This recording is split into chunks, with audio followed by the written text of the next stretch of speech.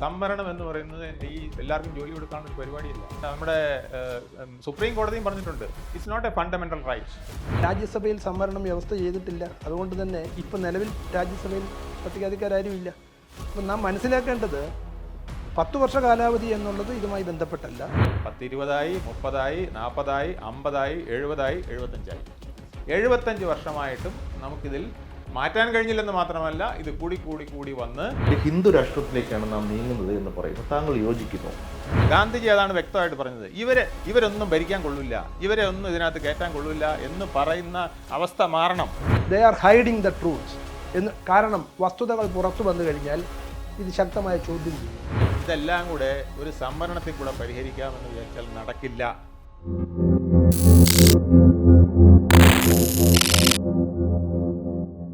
നമസ്കാരം, വ്യൂ ഫൈൻഡറിന്റെ പുതിയൊരു അധ്യായത്തിലേക്ക് സ്വാഗതം. ഇന്ന് നമ്മോടൊപ്പം അതിഥിയായി ചേരുന്നു ശ്രീ VR ജോഷി, പിന്നാക്ക വികസന വകുപ്പ് മുൻ director, Shri MS Venugopal, tourism വകുപ്പിന്റെ മുൻ joint director. Welcome sir, welcome to viewfinder. Sir, ഇന്നിപ്പോൾ വ്യൂ ഫൈൻഡർ എപ്പോഴും നമ്മൾ ചർച്ച ചെയ്യുന്ന ആനുകാലിക പ്രാധാന്യമുള്ള സാമൂഹ്യ വിഷയങ്ങളാണ് നമ്മൾ ഈ പ്ലാറ്റ്ഫോമിൽ ചർച്ചയ്ക്ക് എടുക്കുന്നത്. ഇപ്പോൾ ലേറ്റസ്റ്റ് ആയിട്ടുള്ള ഒരു ട്രെൻഡ് നോക്കുകയാണെങ്കിൽ, ഇപ്പോൾ ബംഗ്ലാദേശിൽ ഒരു പട്ടാള അട്ടിമറി, അവിടുത്തെ ഒരു രാഷ്ട്രീയ സാഹചര്യങ്ങളെല്ലാം നിങ്ങൾ രണ്ടുപേരും വിലയിരുത്തിയിട്ടുള്ളതാണല്ലോ. അപ്പോൾ അവിടെ ഒരു സംവരണമാണ് ബംഗ്ലാദേശിലെ വിഷയങ്ങളുടെ എല്ലാം ഒരു മൂല കാരണമായി പറയപ്പെടുന്നത്. അവിടുത്തെ ഈ സംവരണം എന്ന് പറയുന്ന ഈ ഒരു വിഷയം ഇന്ത്യൻ കോണ്ടക്സ്റ്റിലേക്ക് പറിച്ചു നടുമ്പോൾ ഇവിടെയും ചില പ്രശ്നങ്ങൾ, അതായത് സംവരണം ഇന്ത്യയിൽ നിലനിൽക്കുമോ ഇല്ലയോ, വേണമോ വേണ്ടയോ, അങ്ങനെയുള്ള പലതരം ആർഗ്യുമെന്റ് സോഷ്യൽ മീഡിയയിൽ എസ്പെഷ്യലി കാണുന്നുണ്ട്. ഈ ഒരു സാഹചര്യത്തിൽ വ്യൂ ഫൈൻഡർ സംവരണത്തിന്റെ സാധ്യതയെക്കുറിച്ച് ഒരു പരിശോധന നടത്തുകയാണ്. വ്യക്തിപരമായി താങ്കളുടെ ഒരു ഒപ്പീനിയൻ എന്താണ്? സംവരണം എന്ന് പറയുന്ന ഒരു സംഗതി ഇന്ത്യയിൽ വേണ്ടതാണോ വേണ്ടാത്തതാണോ, അല്ലെങ്കിൽ അതിന്റെ കാലിക പ്രാധാന്യം എന്താണ്? സർ പറയും. സംവരണം എന്നത് പ്രാതിനിധ്യം ഉറപ്പാക്കുന്നതിനുള്ള ഒരു വ്യവസ്ഥയാണ്. ഇത് തുടങ്ങുന്നത് മഹാനായ ഡോക്ടർ BR അംബേദ്കർ ഇന്ത്യയിൽ ഭരണമാറ്റം ഉണ്ടാവുമ്പോൾ അധികാരം കൈയാളുന്നത് ഇന്ത്യയിലെ ഒരു ന്യൂനപക്ഷം എന്നതുകൊണ്ട് മതന്യൂനപക്ഷമല്ല, ഒരു ചെറിയ വിഭാഗം. അദ്ദേഹം അതിന് പറഞ്ഞ വാക്ക് ഓളിഗാർക്കി എന്നാണ്. ഈ രാജ്യത്ത് അധികാര കൈമാറ്റം നടക്കുമ്പോൾ ഒളിഗാർക്കി എന്നതുകൊണ്ട് ചാതുർവർണ്ണ വ്യവസ്ഥയിലെ സവർണ അധികാരം കുത്തകയാക്കി വെച്ചിരിക്കുന്ന ആളുകൾ എന്ന അർത്ഥത്തിലാണ്. ഈ ആളുകളിലേക്കായിരിക്കും അധികാരം കൈമാറ്റപ്പെടുക. അത് ശരിയാവത്തില്ല. ഇന്ത്യയിലെ എല്ലാ വിഭാഗം ജനങ്ങൾക്കും അധികാരത്തിൽ പ്രാതിനിധ്യം ഉണ്ടാവണം, പങ്കാളിത്തം ഉണ്ടാവണം, അവരുടെ അഭിപ്രായങ്ങൾക്കും പരിഗണന ഉണ്ടാവണം, അവരും ഈ ഭരണത്തിൻ്റെ പങ്കാളികളാണ് എന്ന തോന്നലുണ്ടാവണം. അത് ഉറപ്പാക്കുന്നതിന് റൗണ്ട് ടേബിൾ കോൺഫറൻസിൽ അധികാര കൈമാറ്റം സംബന്ധിച്ച് ചർച്ച നടന്നപ്പോൾ ഡോക്ടർ BR അംബേദ്കർ പറഞ്ഞത്, we have to ensure due and adequate representation of all communities. എല്ലാ കമ്മ്യൂണിറ്റീസിനും പ്രാതിനിധ്യം ആനുപാതികമായി മതിയായി ഉണ്ടാവണം എന്നാണ്. പട്ടികജാതിക്കാരെന്നോ പട്ടികവർഗക്കാരെന്നോ പിന്നോക്ക വിഭാഗങ്ങളെന്നോ ഒന്നും അദ്ദേഹം പറഞ്ഞില്ല.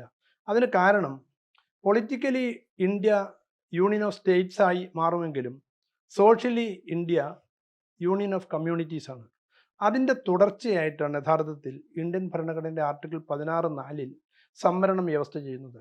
അതിൽ വ്യക്തമായി പറയുന്നുണ്ട്, പിന്നോക്ക സമുദായങ്ങൾ എന്നൊരു പ്രയോഗം അതിനകത്ത് വന്നത് യഥാർത്ഥത്തിൽ അംബേദ്കറുടെ സംഭാവനയായിരുന്നില്ല. മറിച്ച് കോൺസ്റ്റിറ്റ്യൂവൻ്റ് അസംബ്ലിയിൽ ചർച്ച നടക്കുമ്പോൾ ദക്ഷിണേന്ത്യൻ സംസ്ഥാനങ്ങളിൽ സംവരണം നിലവിലുണ്ടായിരുന്നു സ്വാതന്ത്ര്യത്തിന് മുമ്പ് മുതൽ തന്നെ. അതുകൊണ്ട് പിന്നോക്ക വിഭാഗങ്ങൾ എന്ന പ്രത്യേക ഒരു പരാമർശം ഉണ്ടായി. ഈ പിന്നോക്ക വിഭാഗങ്ങൾ എന്നതുകൊണ്ട് അർത്ഥമാക്കുന്നത് അധികാരത്തിൽ നിന്നും പിന്നോക്കരാക്കപ്പെട്ട ആൾക്കാർ, push back from the power. ഇതാണ് അദ്ദേഹം വിലയിരുത്തിയിരുന്നത്. അത്തരത്തിൽ അധികാരത്തിൽ പങ്കാളിത്തം ഉറപ്പാക്കുന്നതിന് വേണ്ടിയുള്ള ഒരു ഉപകരണം മാത്രമാണ് സംവരണം എന്നത്. അത് സാമ്പത്തിക ഉന്നമന പരിപാടിയല്ല, ദാരിദ്ര്യ നിർമ്മാർജ്ജന പരിപാടിയല്ല, തൊഴിൽദാന പദ്ധതിയല്ല, മറിച്ച് അധികാരത്തിൽ പങ്കാളിത്തം ഉറപ്പാക്കുന്നതിന് വേണ്ടിയുള്ളൊരു വ്യവസ്ഥയാണ്. അതുകൊണ്ട് തന്നെ ഇന്ത്യയിലെ സംവരണം സാമൂഹ്യ കാരണങ്ങളാൽ സ്ഥാപിച്ചെടുത്തിട്ടുള്ളതാണ്, അല്ലെങ്കിൽ അതിനു വേണ്ടിയുള്ള ഒരു പരിഹാരത്തിന് വേണ്ടി ഉണ്ടാക്കിയിട്ടുള്ളതാണ്. മറിച്ച് നമ്മളിപ്പോൾ പരാമർശിക്കപ്പെട്ട ബംഗ്ലാദേശിലെ വിഷയം, അതൊരു രാഷ്ട്രീയ കാരണത്താൽ അന്ന് അവാമി ലീഗ് അല്ലെങ്കിൽ ആ പാർട്ടിയിൽപ്പെട്ട ആൾക്കാർ സമരത്തിന് നേതൃത്വം കൊടുത്ത ആളുകൾക്ക് ഒരു പൊളിറ്റിക്കൽ പ്രൊട്ടക്ഷൻ എന്നുള്ള നിലയിൽ ഏർപ്പെടുത്തിയതാണ്. അതിനെയും കേരളത്തിലെ ഇന്ത്യയിലെ സംവരണത്തെയും പരസ്പരം ബന്ധിപ്പിക്കാനാവില്ല എന്നാണ് എൻ്റെ ഉറച്ച അഭിപ്രായം. മനസ്സിലായി സർ, സാറിന്റെ പോയിന്റ് ക്ലിയർ ആണ്. താങ്കളുടെ ഒരു പക്ഷം എന്താണ്? എനിക്ക് തോന്നുന്നത് ഒരുപക്ഷേ ഇന്ത്യയിൽ ഏറ്റവും കൂടുതൽ തെറ്റിദ്ധരിക്കപ്പെട്ടിട്ടുള്ള ഒരു വ്യക്തിത്വം ബി.ആർ. അംബേദ്കറുടെയാണ്. ബി.ആർ. അംബേദ്കർ അധസ്ഥിതർക്ക് വേണ്ടി മാത്രം നിലകൊള്ളുന്ന ഒരു നേതാവായിട്ട് പലരും ചിത്രീകരിക്കാറുണ്ട്. പക്ഷെ അദ്ദേഹം അങ്ങനെയല്ല, വളരെ ബ്രോഡ് മൈൻഡായിട്ട് ഇന്ത്യയുടെ അടിത്തറ എങ്ങനെ കെട്ടിപ്പടുക്കണം എന്ന് ചിന്തിച്ചിരുന്ന ഒരാളാണ്. അതിനുവേണ്ടി ഇന്ത്യൻ ഭരണഘടന തയ്യാറാക്കിയ ആളാണ്. അദ്ദേഹത്തിൻ്റെ അഭിപ്രായത്തിൽ ആദ്യം അദ്ദേഹം ഈ സംവരണ തത്വത്തോട് അദ്ദേഹം യോജിച്ചേയില്ല. അദ്ദേഹം ഗാന്ധിജിയായിട്ട് തർക്കമായിരുന്നു. ഗാന്ധിജിയാണ് പറഞ്ഞ 10% റിസർവേഷൻ നമുക്ക് ആദ്യം കൊണ്ടുവരാം. ഈ ആശയം അദ്ദേഹം പറഞ്ഞ ആശയം അദ്ദേഹം മുന്നോട്ട് വെച്ചു. കാരണം എല്ലാ വിഭാഗങ്ങൾക്കും, അദ്ദേഹം ഡൗൺ ട്രോഡൻ എന്ന് മാത്രമല്ല പറഞ്ഞ എല്ലാ വിഭാഗങ്ങൾക്കും ഭരണത്തിൽ പങ്കാളിത്തം വേണം. അതിന് പറയാൻ കാരണം ബ്രിട്ടീഷുകാർ നമ്മളെ ഡിവൈഡ് ആൻഡ് റൂളിൻ്റെ ഭാഗമായിട്ട് വളരെ നാളായിട്ട് ഈ വരേണ്യവർഗത്തിന് മാത്രം ഇങ്ങനെ അധികാരത്തിൽ തുടരാനുള്ള അവസരം കൊടുക്കുകയും മറ്റുള്ളവരെ തഴയുകയും ചെയ്ത് ഇങ്ങനെ കൊണ്ടുപോകുന്ന ഒരു സിസ്റ്റം നിലനിന്നുകൊണ്ട് വളരെ അതൃപ്തി നമ്മുടെ സമൂഹത്തിൽ നിലനിൽക്കുകയായിരുന്നു. ആ സമയത്ത് അംബേദ്കർ വ്യക്തമായിട്ട് പറഞ്ഞു എല്ലാ വിഭാഗത്തിനെയും കൂട്ടി യോജിച്ചുകൊണ്ട് വരണം. പക്ഷേ സംവരണം എന്ന ആശയം മുന്നോട്ട് വെച്ചത് ശരിക്കും പറഞ്ഞാൽ ഗാന്ധിജിയാണ്. ആ ഗാന്ധിജി പറഞ്ഞപ്പോൾ ഇദ്ദേഹം പറഞ്ഞു അങ്ങനെ പാടില്ല, കാരണം നമ്മൾ തള്ളിക്കയറ്റി ഒരാളെ നിർത്തിയാൽ കൈ വിടുമ്പോൾ താഴെ പോകും. നമ്മൾ ഏണി വെച്ച് തെങ്ങിക്കയറ്റുന്നെന്ന് പറയില്ലേ, ഏണി എടുത്തു കഴിഞ്ഞാൽ അയാൾ ഒന്നുകിൽ മുകളിലോട്ടും പോകില്ല, താഴോട്ട് വീണാൽ നെഞ്ചൊരഞ്ഞ് താഴോട്ടും വരും. അതുപോലത്തെ അവസ്ഥയിൽ എത്തുമെന്ന് അംബേദ്കറിന് ഒരു ഭയമുണ്ടായിരുന്നു. അതുകൊണ്ട് അദ്ദേഹം ഇൻസിസ്റ്റ് ചെയ്തത് അഫർമേറ്റീവ് മെത്തേഡ്സിനാണ്. പക്ഷേ ഗാന്ധിജി അംബേദ്കറുമായിട്ട് ഇതിന് പ്രത്യേകമായൊരു ചർച്ച വെച്ചു. ആ ചർച്ചയിൽ ഇവരാദ്യമായിട്ട് ഒരു കൺസെൻസിൽ എത്തി. താൽക്കാലികമായി സംവരണം വേണം. അത് ഗാന്ധിജിയാണ് അദ്ദേഹത്തെ ബോധ്യപ്പെടുത്തിയത്. അദ്ദേഹം പറഞ്ഞത്, നിങ്ങൾ പറഞ്ഞ കാര്യങ്ങൾ കുറേ ഞാൻ അംഗീകരിക്കുന്നു, പക്ഷെ ഞാൻ പറയുന്ന ആശയം സംവരണം വേണമെന്ന് പറയുന്നത് എന്തുകൊണ്ടെന്ന് വെച്ചാൽ ഒരു 10 വർഷത്തേക്ക് നമുക്ക് വളരെ താഴെ തട്ടിലുള്ള വിഭാഗങ്ങളെ ഉയർത്തിക്കൊണ്ടുവരുന്നതിന് അല്ലെങ്കിൽ അവർക്ക് ഈ ഔദ്യോഗിക ഭരണ വിഭാഗത്തിൽ ഒരു റെപ്രസെൻറ്റേഷൻ ഉണ്ടാക്കുന്നതിന് ഇതൊരു അവശ്യ ഘടകമാണ്. ഇത് മതിയായേ പറ്റുള്ളൂ. അപ്പോഴും അദ്ദേഹത്തിന് ക്ലാരിഫൈ ചെയ്യാൻ ക്ലാരിറ്റി വരാത്തതുകൊണ്ട് വീണ്ടും ചോദിച്ചപ്പോൾ ഗാന്ധിജി പറഞ്ഞത്, അതായത് ഇപ്പം അന്ന് സർക്കാർ സർവീസിൽ നമ്മൾ ഇന്ന് SC/ST എന്ന് പറയുന്ന വിഭാഗക്കാരെ ഒന്നും ഒരു പ്യൂണായിട്ട് പോലും എടുക്കാൻ മറ്റു വിഭാഗങ്ങൾ തയ്യാറല്ലായിരുന്നു. ആ വിഭാഗങ്ങളെ അത്തരത്തിലുള്ള ആൾക്കാരോട് ഇവരൊക്കെ വന്നാലും വലിയ കുഴപ്പമൊന്നും സംഭവിക്കില്ല, ഇവരൊക്കെ വന്നാലും ഭരിക്കപ്പെടും, ഭരണം നടക്കും എന്നുള്ള ഒരു ബോധ്യം വരുത്തണമെങ്കിൽ ഒരു 10 വർഷമെങ്കിലും നമ്മൾ റിസർവേഷൻ കൊണ്ടുവരണം SC/ST വിഭാഗങ്ങളിൽ പ്രത്യേകിച്ച് എന്ന് പറഞ്ഞാണ് ഭരണഘടനയിൽ ഇത് ഉൾപ്പെടുത്തിയത്. അങ്ങനെ അംബേദ്കർ അതിനോട് യോജിക്കുകയാണ് ചെയ്തത്. ആ 10 വർഷം കഴിയുമ്പോൾ അത് എടുത്തു കളയണമെന്നാണ് അദ്ദേഹത്തിൻ്റെ ആഗ്രഹം. ഗാന്ധിജിയും അങ്ങനെയാണ് വിചാരിച്ചത്. പക്ഷേ ബംഗ്ലാദേശിൽ രാഷ്ട്രീയം കളിക്കുന്നത് പോലെ ഇവിടെയും രാഷ്ട്രീയ കളി നടന്നതിൻ്റെ ഫലമായിട്ട് 10, 20, 30, 40, 50, 70, 75 മനസ്സിലായി. 75 വർഷമായിട്ടും നമുക്കിതിൽ മാറ്റാൻ കഴിഞ്ഞില്ലെന്ന് മാത്രമല്ല, ഇത് കൂടി വന്ന് വലിയ പ്രക്ഷോഭങ്ങൾ ഉണ്ടാകുന്ന അവസരം വരെ നമ്മുടെ ഇവിടെയും ഉണ്ടായി. ഈ കഴിഞ്ഞ ഇലക്ഷനിലും നടന്ന ഒരു സംഗതി ഇത് തന്നെയാണ്. 400 സീറ്റ് പിടിക്കും ഞങ്ങളെന്ന് പറഞ്ഞ് ഒരു പ്രൊപ്പഗാൻഡ വന്നു. അതിൻ്റെ ഫലമായിട്ട് ഉടൻ തന്നെ ചില BJP നേതാക്കൾ ഞങ്ങൾ ഭരണഘടന മാറ്റി എഴുതുമെന്ന് പറഞ്ഞു. പിന്നീട് അവരിത് സപ്രസ് ചെയ്യാൻ ശ്രമിച്ചെങ്കിലും ഇത് മുഴങ്ങിക്കേട്ടുകൊണ്ടേയിരുന്നു. പ്രതിപക്ഷം ഇത് മുതലാക്കി. പ്രതിപക്ഷം പറഞ്ഞു ഒരു ഭരണഘടന മാറ്റുക എന്ന് പറയുന്നത് സംവരണം എടുത്തു കളയാൻ തന്നെയാണ് എന്ന് പറഞ്ഞതാണ് അവർക്ക് നോർത്ത് ഇന്ത്യയിൽ പ്രത്യേകിച്ച് UP-യിലൊക്കെ ഉണ്ടായ തിരിച്ചടിയുടെ കാരണമെന്ന് അവർക്ക് ഇപ്പോൾ മനസ്സിലായിട്ടുണ്ട്. മനസ്സിലായി സാർ, സാറിൻ്റെ പോയിന്റ് ക്ലിയർ ആണ്. ഇപ്പോൾ നേരത്തെ ജോഷി സാർ പറഞ്ഞൊരു പോയിന്റിനോട് ഞാൻ എഗ്രി ചെയ്യുന്നു. അതായത് ബംഗ്ലാദേശിൽ നടക്കുന്ന പ്രക്ഷോഭം അല്ലെങ്കിൽ നടന്നുകൊണ്ടിരിക്കുന്ന അവിടുത്തെ പ്രശ്നങ്ങൾ, അവിടുത്തെ സംവരണവും ഇന്ത്യയിലെ സംവരണവുമായിട്ട് ഒരിക്കലും നമുക്ക് റിലേറ്റ് ചെയ്യാൻ പറ്റില്ല. രണ്ടും രണ്ട് കോൺസെപ്റ്റുകളാണ്. പക്ഷേ നമുക്ക് ഇന്ത്യയിലേക്ക് വന്നു കഴിഞ്ഞാൽ, നമ്മുടെ രാജ്യത്തേക്ക് വന്നു കഴിഞ്ഞാൽ ഇവിടെ ജാതി അടിസ്ഥാനത്തിലുള്ള സംവരണത്തെക്കുറിച്ച് തന്നെ നമുക്ക് സംസാരിക്കാം. ഇപ്പോൾ ഇദ്ദേഹം പറഞ്ഞതുപോലെ, ശ്രീ വേണുഗോപാൽ പറഞ്ഞതുപോലെ, നരേന്ദ്രമോദി സർക്കാർ അധികാരത്തിൽ വീണ്ടും വരികയാണെങ്കിൽ ഇവിടെ സംവരണം ഇല്ലാതാകും എന്നുള്ളൊരു പ്രചരണം, ശരിയോ തെറ്റോ, അങ്ങനെ ഒരു പ്രചരണം ഇവിടെ നിലനിൽക്കുന്നു എന്നുള്ളത് ഒരു യാഥാർത്ഥ്യമാണ്. താങ്കൾക്ക് എന്ത് തോന്നുന്നു, ഒരു സാമൂഹ്യ നിരീക്ഷകൻ എന്നുള്ള നിലയ്ക്ക് ഇപ്പോഴത്തെ നിലവിലെ രാഷ്ട്രീയ സാഹചര്യം വെച്ചുകൊണ്ട് ഇന്ത്യയിൽ സംവരണം എന്ന് പറയുന്ന ഒരു സിസ്റ്റത്തെ അബോളിഷ് ചെയ്യാനുള്ള ഒരു സാധ്യത നിലനിൽക്കുന്നുണ്ടോ? താങ്കളുടെ അഭിപ്രായം എന്താണ്? ഞാൻ അതിലേക്ക് വരുന്നതിന് മുമ്പ് ശ്രീ വേണുഗോപാൽ പറഞ്ഞ ഒരു കാര്യത്തെക്കുറിച്ച് ഒരു ക്ലാരിറ്റി വരുത്തേണ്ടതുണ്ട്. Doctor B.R. അംബേദ്കറും മഹാത്മാഗാന്ധിയും തമ്മിൽ സംവരണത്തെക്കുറിച്ചുണ്ടായ ചർച്ച പാർലമെൻറ്റിലേക്കും നിയമസഭകളിലേക്കും ലോകസഭയിലേക്കും രാജ്യസഭയിലേക്കുമുള്ള പ്രത്യേക സിസ്റ്റത്തെക്കുറിച്ചാണ്. നിയമസഭയിലും പാർലമെൻറ്റിലുമുള്ള പ്രാതിനിധ്യം സെപ്പറേറ്റ് കമ്മ്യൂണൽ അവാർഡ്, ആ കമ്മ്യൂണൽ അവാർഡ് വന്നപ്പോൾ പട്ടിക വിഭാഗങ്ങൾക്ക് വേണ്ടി പ്രത്യേക വോട്ടും കോൺസ്റ്റിറ്റ്യുവൻസിയും നിശ്ചയിച്ചു. അതിനെ മഹാത്മാഗാന്ധി എതിർത്തു. അതിന് പറഞ്ഞ കാര്യം അങ്ങനെ കൊടുത്തു കഴിഞ്ഞാൽ അത് ഹിന്ദുക്കളിൽ ഭിന്നത ഉണ്ടാവും, അത് പറ്റത്തില്ല എന്ന് പറഞ്ഞു. ഒടുവിൽ കമ്മ്യൂണൽ അവാർഡിനെ പൂനെ പാക്റ്റാക്കി മാറ്റി. ഡോക്ടർ അംബേദ്കറും ചർച്ച ചെയ്തിട്ട് പറഞ്ഞു 10 വർഷത്തേക്ക് വേണ്ട. പൊതുസമൂഹം ധരിക്കുന്നത് പോലെയോ അല്ലെങ്കിൽ പറയുന്നത് പോലെയോ ഉദ്യോഗ മേഖലയിൽ ആർട്ടിക്കിൾ 16(4) പ്രകാരമുള്ള സംവരണത്തിന് ഒരു കാലപരിധിയും നിശ്ചയിച്ചിട്ടില്ല. കാലപരിധി നിശ്ചയിച്ചിട്ടുള്ളത് പാർലമെൻ്ററി ജനാധിപത്യ സംവിധാനത്തിലുള്ള നിയമസഭയിലേക്കും പാർലമെൻറ്റിലേക്കും ഉള്ളതാണ്. അതിൽ തന്നെ പരാജയപ്പെട്ടു എന്നുള്ളതിന് കാരണം ഈ വിഭാഗത്തിൽപ്പെട്ട ആളുകളെ മത്സരിപ്പിക്കാനോ പൊതുരംഗത്തേക്ക് കൊണ്ടുവരുവാനോ ഉള്ള പരിശ്രമം രാഷ്ട്രീയ പ്രസ്ഥാനങ്ങളുടെ ഭാഗത്തുനിന്ന് ഉണ്ടാവുന്നില്ല എന്നുള്ളതിൻ്റെ ഏറ്റവും നല്ല ഉദാഹരണം ഇപ്പോഴും നിയമസഭയിലേക്കും പാർലമെൻറ്റിലേക്കും സംവരണ മണ്ഡലങ്ങളിൽ നിന്ന് മാത്രമാണ്. അത്യപൂർവമായി 1-2 കേസുകൾ ഒഴിവാക്കിയാൽ അവർ കടന്നു വരുന്നുള്ളൂ. രാജ്യസഭയിൽ സംവരണം വ്യവസ്ഥ ചെയ്തിട്ടില്ല. അതുകൊണ്ട് തന്നെ ഇപ്പം നിലവിൽ രാജ്യസഭയിൽ പട്ടികജാതിക്കാരും ഇല്ല. അപ്പം നാം മനസ്സിലാക്കേണ്ടത് 10 വർഷ കാലാവധി എന്നുള്ളത് ഇതുമായി ബന്ധപ്പെട്ടല്ല. 16(4) പറയുന്നത് സ്ഥിരമായി തന്നെ വേണം, അതൊരു പ്രത്യേക മെക്കാനിസമാണ്. ഇനി 2, താങ്കൾ ചോദിച്ചത് ഇവിടെ നരേന്ദ്രമോദി സർക്കാർ സംവരണം എടുത്തു കളയുകയോ സംവരണം ഇല്ലായ്മ ചെയ്യുകയോ എന്നുള്ളത് ചോദിച്ചു കഴിഞ്ഞാൽ, സംവരണം എന്ന പ്രാതിനിധ്യം ഭരണഘടനാപരമായി മതിയായ പ്രാതിനിധ്യം ഉറപ്പാക്കുന്ന കാര്യത്തിൽ മോഡി ഗവൺമെൻറ്റിൻ്റെ ഭാഗത്ത് വലിയ വീഴ്ചയുണ്ടെന്ന് തന്നെയാണ് ഞാൻ വിലയിരുത്തുന്നത്. എന്ന് മാത്രമല്ല, പൊതുസമൂഹത്തിലെ ആശങ്കയ്ക്ക് അടിസ്ഥാനവുമുണ്ട്. കാരണം ആഡിക്വേറ്റ് റെപ്രസെൻറ്റേഷൻ എന്ന് പറയുന്ന പ്രാതിനിധ്യം ഉറപ്പാക്കണമെങ്കിൽ രാജ്യത്ത് സെൻസസ് കൃത്യമായി നടക്കണം. ഈ സെൻസസ് നടപ്പാക്കത്തുമില്ല എന്നവർ സുപ്രീം കോടതിയെ അറിയിച്ചു. ആവശ്യമെങ്കിൽ സംസ്ഥാനങ്ങളിൽ നടപ്പാക്കിയാൽ മതി എന്ന് പറഞ്ഞു. അപ്പോൾ എന്ന് മാത്രമല്ല, രാജ്യത്തൊരു ഹിന്ദുരാഷ്ട്രം സ്ഥാപിക്കത്തക്ക രീതിയിലുള്ള ചില നീക്കങ്ങൾ പല കോർണറുകളിൽ നിന്നും ഉണ്ടാവുന്നുണ്ട്. പട്ടിക വിഭാഗങ്ങളിൽപ്പെട്ട ആളുകൾ അല്ലെങ്കിൽ സംവരണത്തിലൂടെ വരുന്ന ആളുകൾ കാര്യക്ഷമത നഷ്ടപ്പെടുത്തും എന്നുള്ള വ്യാഖ്യാനം വളരെ വ്യാപകമായി തന്നെ ബോധപൂർവം ഉയർത്തിവിടുന്നുണ്ട്. യഥാർത്ഥത്തിൽ കാര്യക്ഷമതാവാദവും റിസർവേഷനുമായിട്ട് ഒരു തരത്തിലും കൂട്ടിക്കുഴയ്ക്കേണ്ടതില്ല. ഓരോരുത്തരുടെയും മെറിറ്റിനെ അളക്കുന്ന അളവുകോൽ അവരവർ നിശ്ചയിക്കുന്നതാണ്. ആവശ്യത്തിനുള്ള ഒരു ശാസ്ത്രീയമായ ഒരു മെഷർമെൻറ്റ് അല്ലെങ്കിൽ അതിനൊരു അളവുകോൽ ഇപ്പോഴും മെറിറ്റിനില്ല.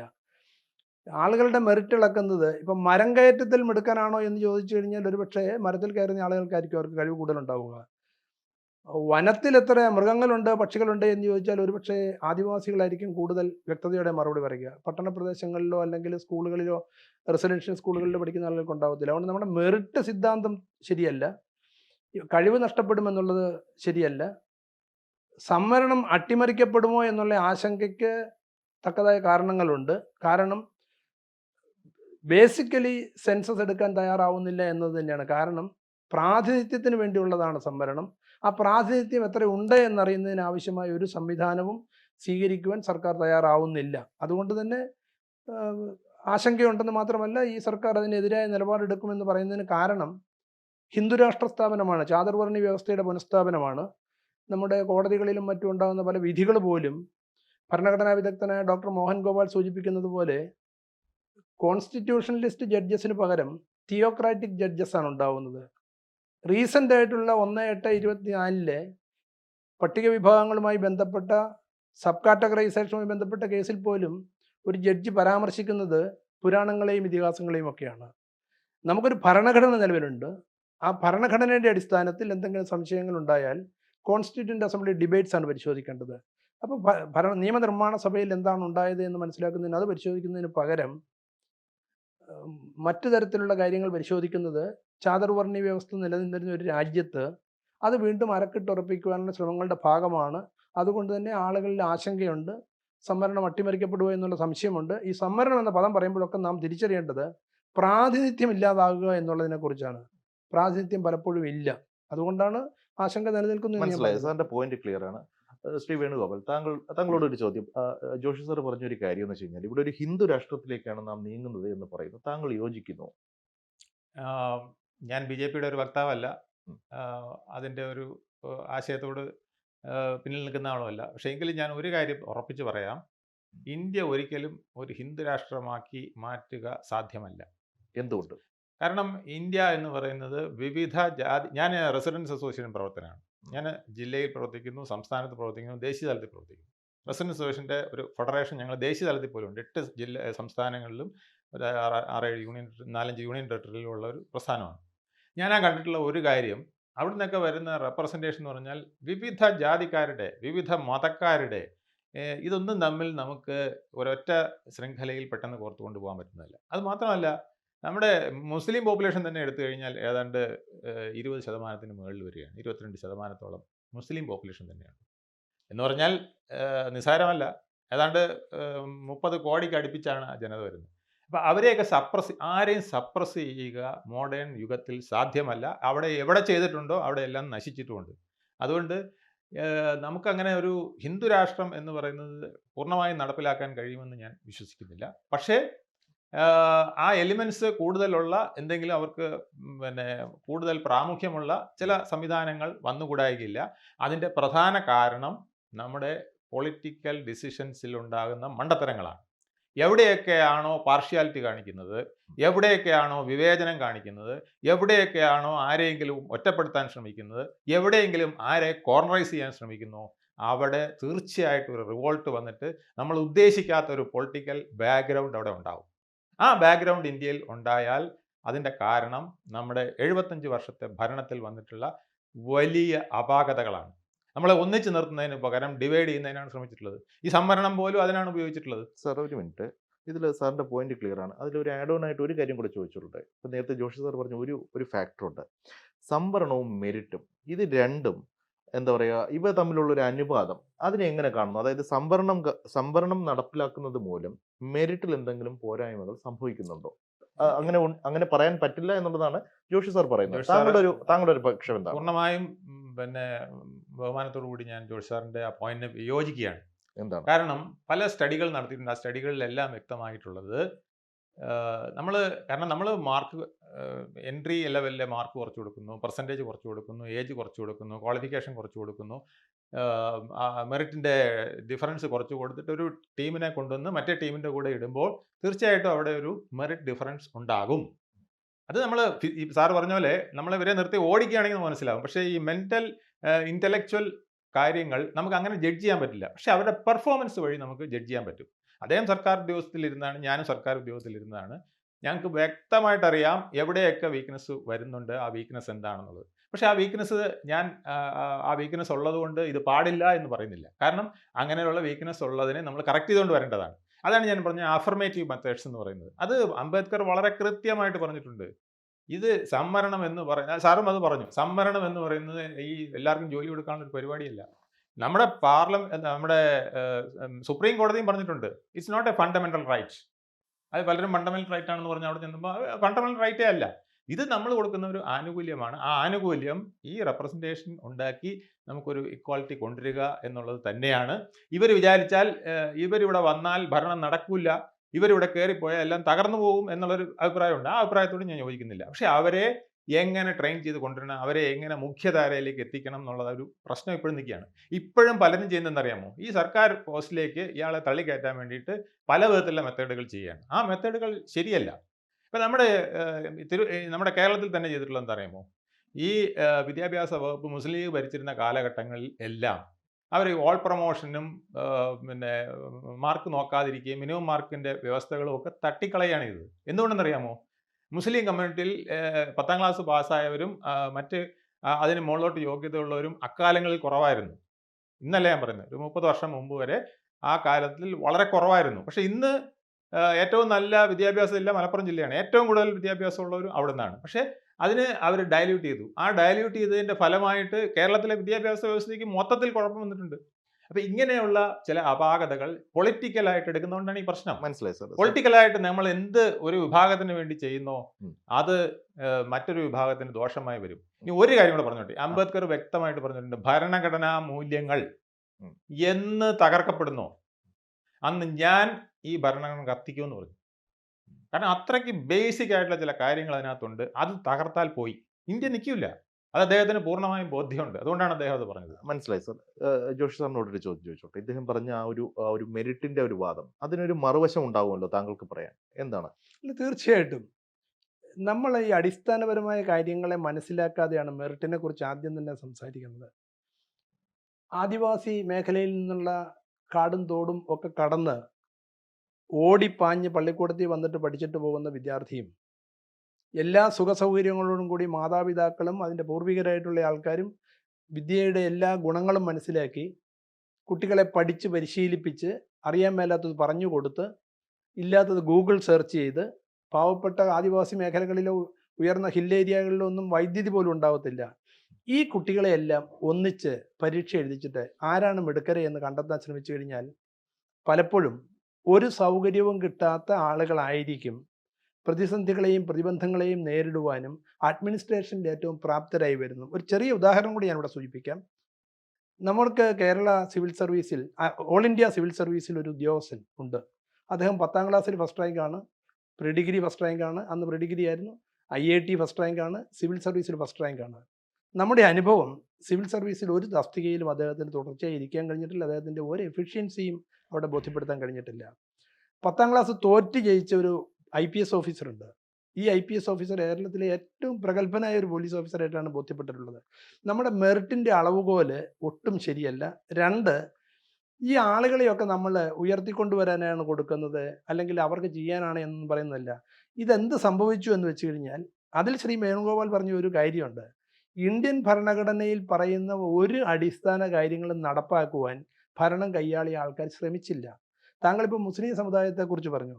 മുസ്ലിം സമുദായത്തിലുള്ള ആളുകൾക്ക് അറിവില്ലാത്തത് കൊണ്ട് അല്ലെങ്കിൽ മാർക്ക് കുറഞ്ഞു പോയത് കൊണ്ട് ഇളവ് വരുത്തി കൊടുത്തു എന്നുള്ളതൊക്കെ നമ്മൾ തിരിച്ച് ആലോചിച്ച് നോക്കേണ്ട കാര്യങ്ങളാണ്. ആളുകളുടെ കഴിവിനെക്കുറിച്ച് പരിശോധിക്കേണ്ടതാണ്. അത് വളരെ വിശദമായി നമുക്ക് പിന്നീട് ചർച്ച ചെയ്യാവുന്ന കാര്യമാണ്. എങ്കിലും മെറിറ്റിനെ കുറിച്ച് പറയുമ്പോൾ എന്തുകൊണ്ടാണ് മുസ്ലിം സമുദായത്തിൽപ്പെട്ട കുട്ടികൾ ഇപ്പോൾ ഏറ്റവും കൂടുതൽ മുന്നിട്ട് വരുന്നത് എന്ന് പരിശോധിച്ചു കഴിഞ്ഞാൽ കഴിഞ്ഞ ഒരു 20 വർഷത്തിന് ഇപ്പുറത്തേക്ക് മുസ്ലിം സമുദായത്തിൽപ്പെട്ട വിദ്യാർത്ഥികളെ നന്നായി പഠിപ്പിക്കുവാനും അവർക്കാവശ്യമായ എല്ലാ സൗകര്യങ്ങളും സഹായങ്ങളും ചെയ്തു കൊടുക്കുവാനും അതുപോലെ ഉദ്യോഗാർത്ഥികളായിട്ടുള്ള ആളുകൾക്ക് നല്ല പരിശീലനം കൊടുക്കാനും ആത്മവിശ്വാസം വളർത്താനും സാമ്പത്തിക സഹായം കൊടുത്ത് മെച്ചപ്പെട്ട സ്ഥാപനങ്ങളിൽ പരിശീലനം പൂർത്തിയാക്കുവാനുള്ള വളരെ ശ്രദ്ധയോടുകൂടിയ ഒരു ശ്രമം അവരുടെ ഭാഗത്തു നിന്നുണ്ടായതുകൊണ്ട് അവർ മുന്നിലേക്ക് കടന്നു വന്നിട്ടുണ്ട്.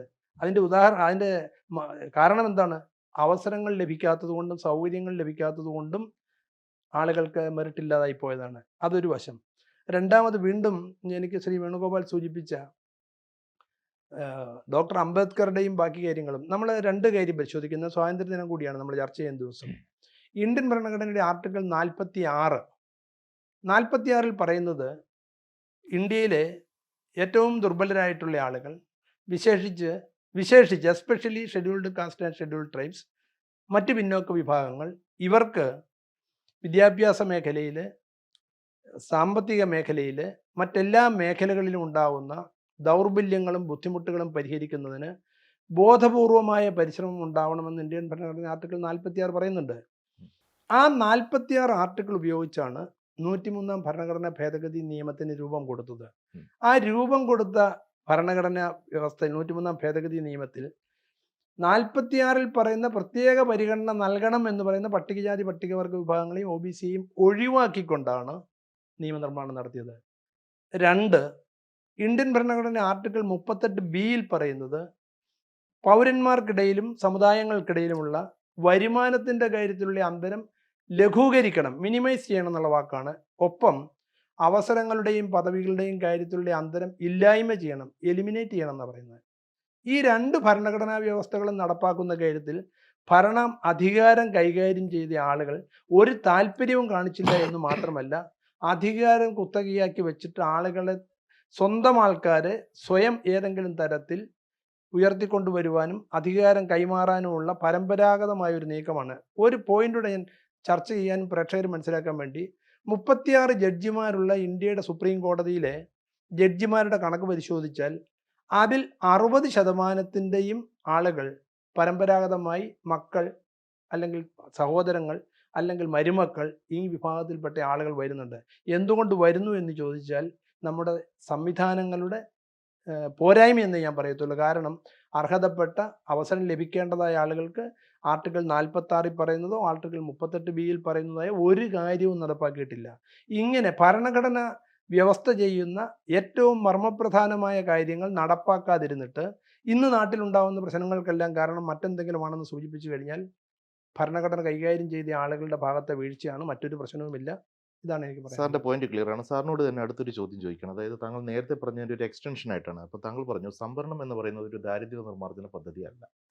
സംവരണം എന്ന് പറയുന്നത് ഒരു സാമ്പത്തിക സംവരണം അല്ലെങ്കിൽ സാമ്പത്തിക മുന്നേറ്റത്തിനുള്ള ഒരു പദ്ധതിയല്ല. അവരെ സോഷ്യലി എക്വിപ്ഡ് ആക്കുക എന്നുള്ളൊരു നല്ല ഉദ്ദേശമാണ് ഇതിന് പിന്നിലുള്ളത്. കഴിഞ്ഞ കുറേയധികം വർഷങ്ങളായി നമ്മൾ സംവരണം ഇവിടെ ആസ് ഇറ്റ് ഈസ് നടപ്പാക്കുന്നുണ്ട്.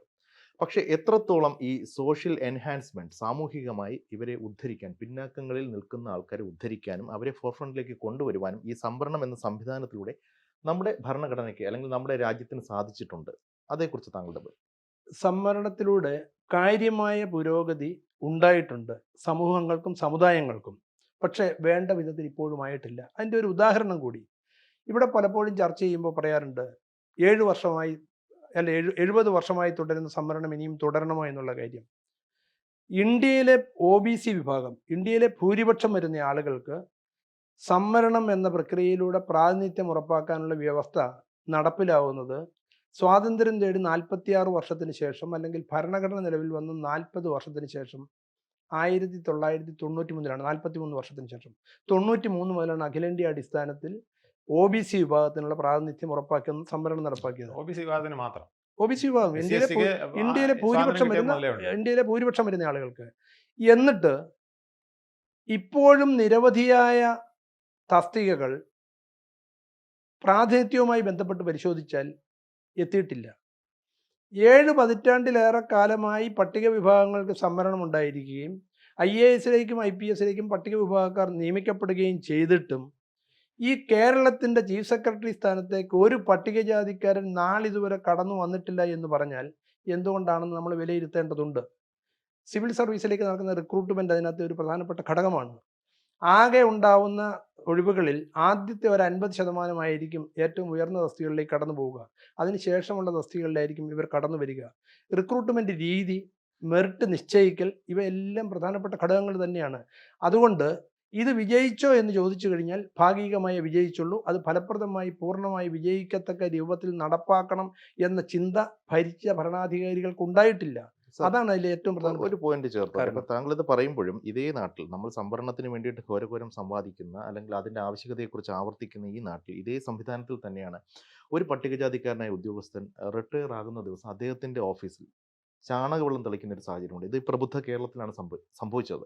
അപ്പോൾ എത്രത്തോളം ഈ ഭരണഘടനാ സംവിധാനങ്ങൾ പൊളിച്ചെഴുതിയത് കൊണ്ട് മാത്രം എത്രത്തോളം ഈ സോഷ്യൽ സെക്യൂരിറ്റി ഉറപ്പാക്കാൻ സാധിക്കും എന്നുള്ളത് നമ്മൾ ചിന്തിക്കുമ്പോൾ ഇത് ജനങ്ങളുടെ ചിന്താഗതി, മനോഭാവം കൂടി ഇവിടെ ഒരു ഫാക്ടറല്ലേ. അതുകൂടെ യാഥാർത്ഥ്യമായാൽ മാത്രമല്ലേ സംവരണം ആസ് ഇറ്റ് ഈസ് സാർത്ഥകമാവുകയുള്ളൂ. അതങ്ങനെ മാറുന്നതിനാവശ്യമായ ഭരണഘടനാ വ്യവസ്ഥകൾ നടപ്പാക്കുന്നില്ല എന്ന് പറഞ്ഞതിന് കാരണം അത് തന്നെയാണ്. കാരണം നമ്മളിപ്പോൾ ഇന്ന് ചർച്ച ചെയ്യുന്നത് ഈ ബ്രാഹ്മണ്യ വ്യവസ്ഥയും ചാതുർവർണ്ണ വ്യവസ്ഥയും ഇവിടെ തുടരുന്നുണ്ട്. ഒരു വിഭാഗം ആളുകൾക്ക് ശേഷിയില്ലാത്തവരാണ്, ദുർബലരാണെന്നുള്ളത് സ്ഥാപിച്ചെടുക്കലാണ് തിരുവിതാംകൂർ ദേവസ്വം ബോർഡിന് കീഴിലുള്ള ശബരിമലയിലും മാളികപ്പുറത്തും ശാന്തിക്കാരായി നിയമിക്കാൻ ഇപ്പോഴും മലയാള ബ്രാഹ്മണർ മാത്രം മതി എന്ന് പറയുന്നത്. ഈ നമ്മൾ ചർച്ച ചെയ്യുന്ന ഈ തിരുവനന്തപുരത്ത് ആറ്റുകാൽ ക്ഷേത്രത്തിലേക്ക് പാചകത്തിനും വിളമ്പുന്നതിനും ബ്രാഹ്മണർ മാത്രം മതി എന്ന് പരസ്യപ്പെടുത്തുന്നത് ഈ തിരുവനന്തപുരത്തെ പ്രബുദ്ധ കേരളത്തിലാണ്. പല ക്ഷേത്രങ്ങളിലും ഇപ്പോഴും ബ്രാഹ്മണർ മാത്രം മതി എന്ന് പറയുന്നുണ്ട്. ആളുകൾക്ക് ഈ വിവേചനം കൽപ്പിക്കുന്നതും മാറ്റി നിർത്തപ്പെടുന്നതും വളരെ ബോധപൂർവം, വളരെ ശാസ്ത്രീയമായി, എന്നാൽ ഇതിനൊന്നും ഞങ്ങൾക്ക് പങ്കില്ല എന്ന് പറഞ്ഞുകൊണ്ട് തന്നെയാണ് നടക്കുന്നത്. ഈ വിവേചനം അങ്ങനെയാണ് തുടരുന്നത്. മനസ്സിലായി സാർ. സാർ താങ്കളോടൊരു ചോദ്യം ചോദിക്കട്ടെ. ഇപ്പോൾ ജോഷി സാർ പറഞ്ഞൊരു പോയിന്റ് വളരെ പ്രസക്തമായൊരു പോയിന്റാണ്. അതായത് ചാതുർവർണ്ണ്യം ഇപ്പോഴും സിവിൽ സർവീസിൽ നിൽക്കുന്നു. ഒരു ചീഫ് സെക്രട്ടറി തലത്തിലേക്ക് ഒരിക്കൽ പോലും ഒരു പട്ടികജാതിക്കാരൻ ഉയർന്നു വരുന്നില്ല. ശരിക്കും താങ്കൾ സർക്കാർ സർവീസിന്റെ ഭാഗമായിരുന്നല്ലോ ദീർഘകാലം. താങ്കളുടെ ഒരു വിലയിരുത്തൽ എന്താണ്? ഇതൊക്കെ ശരിയാണോ? താങ്കളുടെ പക്ഷം എന്താണ്? ഇതിനകത്ത് ഞാനത് പറഞ്ഞിട്ട് എനിക്ക് സാർ നേരത്തെ പറഞ്ഞ 1-2 പോയിന്റ്സിലേക്ക് വരാനുണ്ട്. അതാദ്യം പറഞ്ഞേക്കാം. ഈ ചീഫ് സെക്രട്ടറി ആകുന്നത് എന്ന് പറയുന്നത് കഴിവുള്ള ആളല്ല ചീഫ് സെക്രട്ടറി ആയി പലപ്പോഴും വരാറുള്ളത്. അവസാനം വരുന്ന 5 പേര്, ഈ 5 പേരിൽ അപ്പോഴത്തെ രാഷ്ട്രീയ പാർട്ടിക്ക് ഏറ്റവും ഇഷ്ടപ്പെട്ട ആളാരാണ്, 33 കശേരികളുള്ള നട്ടലിനെ 66 ഓടിക്കാൻ കഴിയുന്ന ആളാരാണോ അവർക്കാണ് പലപ്പോഴും ചീഫ് സെക്രട്ടറി ആകാനായിട്ട് അവസരം കിട്ടുന്നത്. സീനിയോറിറ്റി ഒരു മാനദണ്ഡമല്ലേ? സീനിയോറിറ്റി 5 പേര്, ലാസ്റ്റിൽ വരുന്ന 5 പേരിൽ ഏറ്റവും ലാസ്റ്റ് ആയിരിക്കും ചിലപ്പോൾ ഒന്നാമതാകുന്നത്. അതിന് കാരണം രാഷ്ട്രീയ ഇച്ഛാശക്തി, രാഷ്ട്രീയ പാർട്ടികളുടെ ഇച്ഛയ്ക്കൊത്ത് പ്രവർത്തിക്കാൻ താല്പര്യമുള്ള ആരാണോ അവരായിരിക്കും ചീഫ് സെക്രട്ടറി ആയിട്ട് വരുന്നത്. അത് യാതൊരു മെറിറ്റും പലപ്പോഴും വരാതെ പോലീസ് മേധാവി നിയമനം, പോലീസ് മേധാവി അതിനേക്കാൾ ഇതാണ്. സല്യൂട്ട് അടിച്ച് തീരരുത്, മനസ്സിലായില്ലേ? ഏത് സമയവും ഇങ്ങനെ നിൽക്കണം. അങ്ങനെയുള്ളവരെയാണ് DGP ആക്കാനായിട്ട് പല സർക്കാരുകളും ശ്രമിക്കുക. അതായത് എൻ്റെ കയ്യിൽ ചട്ടുകമായിരിക്കണം, അതാണ് അവരുടെ ആഗ്രഹം. അപ്പം അതുകൊണ്ട് DGP ആകുന്നതും ചീഫ് സെക്രട്ടറി ആകുന്നതും ഒന്നും അല്ല മാനദണ്ഡം. പക്ഷേ സാറ് പറഞ്ഞ കാര്യം ശരിയാണ്. പിന്നെ പ്രത്യേകിച്ച് IAS IPS പോസ്റ്റിലേക്ക് അവർ വരുന്നത് കുറവാണ്, SC ST വിഭാഗം. അതിന് അതാണ് അംബേദ്കർ എപ്പോഴും പറയുന്നത്, അഫർമേറ്റീവ് മെത്തേഡ്സ് തന്നെ എടുക്കണം. ഈ സംവരണം അതിനൊന്നും ഒരു പരിഹാരമല്ല. ബഹുമാനപ്പെട്ട അംബേദ്കർ അതുകൊണ്ടാണ് പറഞ്ഞത് ഈ അഫർമേറ്റീവ് മെത്തേഡ്സ് ആണ് ഏറ്റവും ആവശ്യം. ഈ സംവരണം എന്ന് പറയുന്നത് വെറും സിംബോളിക് ആയിട്ടുള്ളൊരു കാര്യമാണ്. അതായത് അതുകൊണ്ടാണത് 10 വർഷത്തേക്ക് SC STകൾക്ക് മാത്രമായിട്ട് നിജപ്പെടുത്തിയത്. അത് പിന്നീട് എക്സ്റ്റെൻഡ് ചെയ്ത് അല്ല ഞാൻ അല്ല ഞാനൊന്ന് പറഞ്ഞോട്ടെ സാറേ. ഇതില് അതില് പിന്നെ ആദ്യം മുതലേ SC STക്ക് സംവരണമുണ്ട്. പക്ഷെ അത് സാറ് പറഞ്ഞ പോലെ 93-ൽ 93-ൽ മണ്ഡൽ കമ്മീഷൻ വന്നിട്ട്, മണ്ഡൽ കമ്മീഷൻ 93-ലല്ല വന്നത്, അത് 79-ൽ മൊറാർജി ദേശായിയുടെ പീരീഡിലാണ് ഈ മണ്ഡൽ കമ്മീഷൻ വരുന്നത്. മണ്ഡൽ കമ്മീഷനോട് പറഞ്ഞത് എന്താണ്? പിന്നെ സോഷ്യലി എഡ്യൂക്കേഷണലി ബാക്ക്വേർഡ് ആയിട്ടുള്ള ക്ലാസ്സിനെ കണ്ടെത്താനാണ് പറഞ്ഞത്. അപ്പോൾ അദ്ദേഹം എന്താ ചെയ്തത്? അദ്ദേഹം ഇന്ത്യ മുഴുവൻ, അദ്ദേഹം മാത്രമല്ല ആ കമ്മിറ്റി ചെയ്തത്, ഇന്ത്യ മുഴുവനുള്ള വിവിധ ജാതി മത വിഭാഗങ്ങളെയാണ് അദ്ദേഹം എടുത്തത്. ആ ക്ലാസ് അല്ല അദ്ദേഹം നോക്കിയത്, കാസ്റ്റാണ് നോക്കിയത്. കാസ്റ്റ് നോക്കിയിട്ട് എന്ത് ചെയ്തു? 3740 അങ്ങോട്ട് വരുന്ന പിന്നെ ലോവർ കാസ്റ്റ്, അതിൽ ഡിപ്രസ്ഡ് ആയിട്ടുള്ള എന്ന് പറഞ്ഞുകൊണ്ട് 1204 അങ്ങോട്ട് വരുന്ന മറ്റ് കാസ്റ്റുകൾ എല്ലാം കൂടി ചേർത്ത് ഏതാണ്ട് 6000-ഓളം വരുന്ന കാസ്റ്റുകളെ മുഴുവൻ ചേർത്തു. അല്ല, തീർന്നില്ല. അപ്പൊ വരുന്ന അപാകത എന്തെന്നറിയാമോ? എന്നിട്ട് ഇവരെ എല്ലാം കൂടെ ചേർത്തിട്ട് അദ്ദേഹം പറഞ്ഞത്, ഇവിടെ പിന്നെ 16% നോൺ ഹിന്ദുസ് ഉണ്ട്, അതിൽ 8% ഇപ്പോഴേ ഈ ആനുകൂല്യങ്ങൾ കിട്ടുന്നുണ്ട് അവര്. പിന്നെ അപ്പർ കാസ്റ്റ് എന്ന് പറയുന്നത് 17% ബ്രാഹ്മിൻസും മറ്റുള്ളവരും, അവരെ അങ്ങ് ഒഴിവാക്കും. അപ്പോൾ അത് കഴിഞ്ഞിട്ട് പിന്നെ 44% വരുന്ന മറ്റ് പിന്നോക്ക വിഭാഗങ്ങൾ എന്ന് പറഞ്ഞിട്ട് 44%. അത് കഴിഞ്ഞിട്ട് SC ST പണ്ടേ കൊടുത്തുകൊണ്ടിരിക്കുന്ന സംവരണം 22.5%. അപ്പോൾ ഇവരെല്ലാം കൂടെ വരുമ്പോൾ സംവരണത്തിൽ നിന്ന് ഒഴിവാകുന്ന ആരാ? സാറ് പറഞ്ഞ ഈ ബ്രാഹ്മണനും വേറെ 5-6 ഇതും കൂടെ, അതായത് 17% വരുന്നത്. ബാക്കി മുഴുവൻ ജനങ്ങൾക്കും സംവരണം കിട്ടുന്ന വിധത്തിൽ ഒരു സംവിധാനമാണ് ഈ മണ്ഡലം കൊണ്ടുവന്നത്. എന്നിട്ട് എന്താ ചെയ്തെന്നറിയാമോ? ഒരു കാര്യം കൂടെ പറഞ്ഞോട്ടെ. എന്നിട്ടും ചെയ്തത് എന്താണെന്നറിയാമോ? 52% പേർക്ക് 52% സംവരണം കൊടുത്താലേ ഇതെല്ലാം നടത്താൻ പറ്റുള്ളൂ. അതായത് നടക്കാൻ പറ്റാത്ത, പ്രായോഗികമല്ലാത്തൊരു സാധനം കൊണ്ടുവന്നു.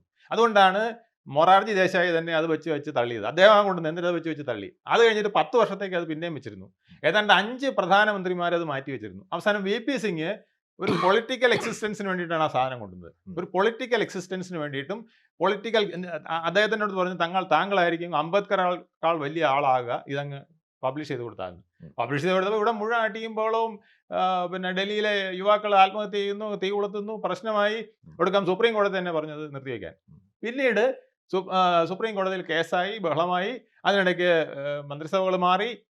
ആ മന്ത്രിസഭകൾക്ക് ഒന്നും ഇത് ചെയ്യാൻ കഴിഞ്ഞില്ല. പിന്നീട് 93-ൽ സാറ് പറഞ്ഞ പോലെ അത് നരസിംഹറാവു വന്നപ്പോഴാണ് ഇതിനെ പൊടി തട്ടിയെടുക്കാനായിട്ട്. അപ്പോഴേക്കും സുപ്രീം കോടതി അതിന് നോംസ് വെച്ചു. അങ്ങനെ എല്ലാവർക്കും കാർഡ് കയറി കൊടുക്കാനൊക്കില്ല. ഇത് വളരെ പ്രധാനപ്പെട്ട കാര്യമാണ്, മനസ്സിലായില്ലേ? ഇത് രാജ്യത്തെ ഛിന്ന ഭിന്നമാക്കും എന്നുള്ളത് താങ്കൾ ചോദിച്ചില്ലേ? അതിന് പ്രധാനപ്പെട്ട ഒരു പോയിന്റായത്. മണ്ഡൽ ചെയ്ത മണ്ടത്തരമാണ് ആ പ്രശ്നങ്ങൾ മുഴുവൻ ഉണ്ടാക്കിയത്. അവസാനം സുപ്രീം കോടതി ഇടപെട്ട് ഇതിനെ ഒന്ന് കൂൾ ഡൗൺ ചെയ്തു. എങ്ങനെയാണ്? 50% കട്ട് ഓഫ്, 50%-ൽ കൂടുതൽ സംവരണം പാടില്ല. 50% പബ്ലിക് വേണ്ടിയിട്ട് ജനറൽ കോമ്പറ്റീറ്റീവ് ഫീൽഡിലേക്ക് വിട്ടുകൊടുക്കണം. 50% സംവരണം മാക്സിമം ആവാം. അതിൽ തന്നെ ക്രിമി ലെയർ വേണം എന്നൊക്കെ പറഞ്ഞ് സുപ്രീം കോടതി വിധി വരികയും എന്നിട്ട് നരസിംഹറാവു ഇതിനെയും പോളിഷ് ചെയ്യുന്ന വേറൊരു സാധനം കൂടി ചെയ്തു. എന്നറിയാമോ? എക്കണോമിക്കലി ബാക്ക്വേർഡ് കമ്മ്യൂണിറ്റിക്ക് സംവരണം കൊടുക്കണം എന്ന്. പക്ഷെ അത് സുപ്രീം കോടതി ആരോ എതിർത്ത്, ആരാണെന്ന് ഞാൻ ഓർക്കുന്നില്ല, സുപ്രീം കോടതി പോയി, ഇന്ത്യ ഗവൺമെന്റിനെതിരെ സുപ്രീം കോടതി പോവുകയും സുപ്രീം കോടതി അത് പറഞ്ഞു പറ്റില്ല എന്ന് പറഞ്ഞു. എക്കണോമിക്കലി ബാക്ക്വേർഡിന് കൊടുക്കാൻ പറ്റില്ല എന്ന് പറഞ്ഞു. മനസ്സിലായി. ഇത് പറയുന്നത് എന്തെന്ന് വെച്ചാൽ, ഇത് വഴി നടക്കുന്നത് എന്തെന്നറിയാമോ? ഇങ്ങനെ വരുമ്പോൾ നമ്മുടെ ശരിക്കും പറഞ്ഞാൽ 17% ബ്രാഹ്മണരും വേറെ കുറച്ച് വിഭാഗങ്ങൾ ഒഴിച്ച് ബാക്കി മുഴുവൻ പേർക്കും സംവരണം. ആ ഒരു സ്റ്റേജിലേക്ക് പോയി കഴിഞ്ഞാൽ ഇത് അന്തചിത്രം തന്നെ ഉണ്ടാവും. അല്ലേ? അത് എനിക്ക് ഇടപെട്ട് പറയാനുണ്ട്. താങ്കൾ ഈ 17% വരുന്ന ബ്രാഹ്മണർക്കൊന്നും കിട്ടുന്നില്ല സംവരണം കൊടുക്കാൻ പറഞ്ഞു കഴിഞ്ഞാൽ, ഈ രാജ്യത്തിന്റെ അധികാര സ്ഥാനങ്ങളെ കുറിച്ചുള്ള കണക്ക്, മണ്ഡൽ കമ്മീഷനെ കുറിച്ച് താങ്കൾ പറഞ്ഞ പല കാര്യങ്ങളിലും വസ്തുതാപരമായി ശരിയല്ല. ഞാൻ അതിന്റെ വിശദാംശങ്ങളിലേക്ക് പോകുന്നില്ല. ഒന്നാമത്തെ കാര്യം, BP മണ്ഡലിന്റെ റിപ്പോർട്ട് 1980-ലാണ് സമർപ്പിക്കുന്നത്. 10 വർഷക്കാലം ആരും കൈ എടുത്തില്ല. 1990 80 സമർപ്പിച്ചു. 80 സമർപ്പിച്ചു. 93 നടപ്പിലാക്കി. 1990 ഓഗസ്റ്റ് മാസം 7-ാം തീയതി 10 വർഷം ആയില്ലേ സാറേ? ഞാൻ പറഞ്ഞു എന്താങ്കൾ കേൾക്കൂ. അത് പറയട്ടെ. മണ്ഡൽ കമ്മീഷൻ ശുപാർശയ്ക്ക് വേണ്ടി മണ്ഡലിനെ നിയോഗിക്കുന്ന 1978 ഡിസംബർ മാസം 31-ാം തീയതിയാണ്. ആ റിപ്പോർട്ട് സമർപ്പിക്കുന്നത് 71 ജാനുവരിയിൽ ഒരു പ്രവർത്തനം തുടങ്ങി. ഉത്തരവ് ഞാനതിൻ്റെ മുഴുവൻ വിശദാംശങ്ങൾ ഇപ്പം നമ്മൾ ആളുകൾക്ക് അറിയാൻ വേണ്ടി 31/12/1980 ഈ റിപ്പോർട്ട് സമർപ്പിക്കപ്പെടുന്നത്. അന്ന് പ്രധാനമന്ത്രി ഇന്ദിരാഗാന്ധിയാണ്. അത് വാങ്ങി വെച്ചതിനപ്പുറത്തേക്ക് വേറെ ഒന്നും സംഭവിച്ചില്ല. VP സിംഗ് ഗവൺമെൻറ് അധികാരത്തിൽ വന്നു. മൊറാർജി ദേശായിയുടെ കാലത്തൊക്കെ നടപ്പാക്കുമെന്ന് പറഞ്ഞു. അത് അതിന് മുമ്പത്തെ കാര്യമാണ്. പിന്നീടാണ് VP മണ്ഡലിനെ വെക്കുന്നത്. മൊറാർജി ദേശായിയുടെ കാലത്ത് കാക്ക കലേക്കർ കമ്മീഷൻ റിപ്പോർട്ട് നടപ്പാക്കണം എന്ന് പറഞ്ഞാണ്. പിന്നീട് VP മണ്ഡലിൻ്റെ റിപ്പോർട്ട് വന്നു. 90 കിട്ടി, ഒന്നും ചെയ്തില്ല. 90 ഓഗസ്റ്റ് മാസം 7-ാം തീയതി 10 വർഷത്തിന് ശേഷം VP സിംഗ് അത് പ്രഖ്യാപിക്കുന്നു. അതിനെതിരെ കലാപം ഉണ്ടാവുന്നു. താങ്കൾ ഈ പറഞ്ഞതുപോലെ നാട്ടിൽ കലാപം ഉണ്ടാക്കിയതൊന്നും ഈ പിന്നോക്ക ജാതിക്കാരും ആയിരുന്നില്ല. ഈ രാജ്യത്ത് അധികാരം നഷ്ടപ്പെടും, പങ്കുവയ്ക്കപ്പെടേണ്ടി വരും എന്ന് ഭയപ്പെട്ട ആൾക്കാർ തന്നെയാണ് വഴക്കുണ്ടാക്കിയത്. അന്നത്തെ മണ്ഡൽ കമ്മീഷൻ റിപ്പോർട്ടിലെ ശുപാർശ പ്രകാരം താങ്കൾ ഒന്ന് മനസ്സിലാക്കുക. ഒരു സെക്കൻഡ്. അധികാരം സാധാരണ ക്ലർക്കായിട്ട് കിട്ടുന്നവനും പോലീസിൽ ഒരു ജോലി കിട്ടുന്നവനും ഒക്കെ റോഡിൽ കിടന്ന് അടി ഉണ്ടാക്കിയത്, അല്ലാതെ ഇവിടുത്തെ ഭരണവർഗമോ IAS കിട്ടാനൊന്നും വേണ്ടിയിട്ടല്ല. ഞാനത് പൂർത്തിയാക്കിക്കോട്ടെ. അതായത് മണ്ഡൽ കമ്മീഷൻ ശുപാർശ നടപ്പാക്കുമെന്ന പ്രഖ്യാപനം വന്നപ്പോൾ രാജ്യത്ത് കലാപം ഉണ്ടാക്കിയത് ഡൽഹിയിലാണ് ആദ്യം തുടങ്ങിയത്. അന്നത്തെ മാധ്യമങ്ങളൊക്കെ അതിന് വേണ്ട ആവശ്യമായ എല്ലാ ഊർജവും പകർന്നു കൊടുത്തു. രാജീവ് ഗോസ്വാമി എന്ന് പറയുന്ന ഒരു വിദ്യാർത്ഥി ആത്മഹത്യ ചെയ്യുന്നു എന്നാണ് ആദ്യം വാർത്ത വന്നത്. പക്ഷേ പിന്നീട് ആ വിദ്യാർത്ഥിയെ പെട്രോൾ ഒഴിച്ച് കൊല്ലുകയായിരുന്നു എന്നുള്ളത് പിന്നീട് വന്നു. എന്ന് മാത്രമല്ല അതൊരു OBC വിദ്യാർത്ഥിയുമായിരുന്നു. അതെന്തുമാവട്ടെ, ഈ മണ്ഡൽ ശുപാർശ ചെയ്തപ്പോൾ 52% വരുന്ന പിന്നോക്ക സമുദായങ്ങൾക്ക് 52% പ്രാതിനിധ്യത്തിനുള്ള അവകാശമുണ്ട്. അതാണ് കൊടുക്കേണ്ടത്. പക്ഷേ ഞാൻ അത് ശുപാർശ ചെയ്യുന്നില്ല. കാരണം ഇതിനിടയിൽ വന്നിട്ടുള്ള ചില സുപ്രീം കോടതി വിധികളുടെയും മറ്റും അടിസ്ഥാനത്തിൽ സംവരണം 50% അധികരിക്കാൻ പാടില്ലാത്തതുകൊണ്ട് നിലവിൽ പട്ടികജാതിക്കാർക്ക് 15%, പട്ടികവർഗ്ഗക്കാർക്ക് 7.5% അടങ്ങി 22% ഉള്ളതുകൊണ്ട് ഞാൻ 27% സജസ്റ്റ് ചെയ്യുന്നു എന്നും VP മണ്ഡൽ അദ്ദേഹത്തിൻ്റെ ശുപാർശ തന്നെ പറഞ്ഞാണ്. ആ റിപ്പോർട്ട് നടപ്പാക്കുമ്പോൾ കോടതിയിൽ വന്നു. കോടതിയിൽ കേസ് ഉണ്ടാകുമ്പോഴും അതിൻ്റെ ഒട്ടനവധി ആളുകൾ അതിനകത്ത് ആവശ്യമില്ലാത്ത ഇടപെട്ട ആൾക്കാരുണ്ട്. താങ്കൾ സൂചിപ്പിച്ച ക്രീമി ലെയർ മാനദണ്ഡം തന്നെ താങ്കൾ വളരെ പ്രധാനപ്പെട്ടതാണെന്ന് പറഞ്ഞു. ക്രീമി ലെയർ മാനദണ്ഡം ഏർപ്പെടുത്തണമെന്ന് പറയുന്നത് കോടതിയിൽ ഒരിടത്തും അങ്ങനെ വാദമുഖം ആരും ഉന്നയിച്ചിരുന്നില്ല. ശ്രീ KK വേണുഗോപാൽ നായർ NSSന് വേണ്ടി വാദിച്ചപ്പോൾ പറഞ്ഞു, OBC വിഭാഗത്തിന് ഉദ്യോഗം കിട്ടിക്കഴിഞ്ഞാൽ അതെല്ലാം തട്ടിയെടുക്കുന്ന ആ വിഭാഗത്തിലെ ക്രീമി ലെയർ ആയിരിക്കും എന്ന് പറഞ്ഞു. അന്ന് വരെ ഇത് കൊടുത്തിട്ടില്ലെന്ന് നമ്മൾ മനസ്സിലാക്കണം. 4.69% പ്രാതിനിധ്യമാണ് 52% OBC വിഭാഗങ്ങൾക്കുള്ളത് എന്ന് VP മണ്ഡൽ അദ്ദേഹത്തിൻ്റെ റിപ്പോർട്ടിൽ സ്പെസിഫിക് ആയിട്ട് പറയുന്നുണ്ട്. ശാസ്ത്രീയമായ രീതിയിലാണ് പറഞ്ഞത്. അതുകൂടാതെ 4.69% ആളുകൾക്ക് ജോലി കിട്ടിയെന്ന് പറയുമ്പം എന്തടിസ്ഥാനത്തിലാണ് ക്രീമി ലെയർ ഉണ്ട് എന്ന് പറയുന്നത് ശ്രീ KK വേണുഗോപാൽ ഒരു അഫിഡവിറ്റ് കൊടുത്തില്ല. അത് ചോദിക്കാൻ കോടതി തയ്യാറായില്ല, വേണ്ടതായിരുന്നു. എന്നിട്ടും സുപ്രീം കോടതി പറഞ്ഞു ക്രീമി ലെയറിന് ഒഴിവാക്കണം എന്ന് പറഞ്ഞു.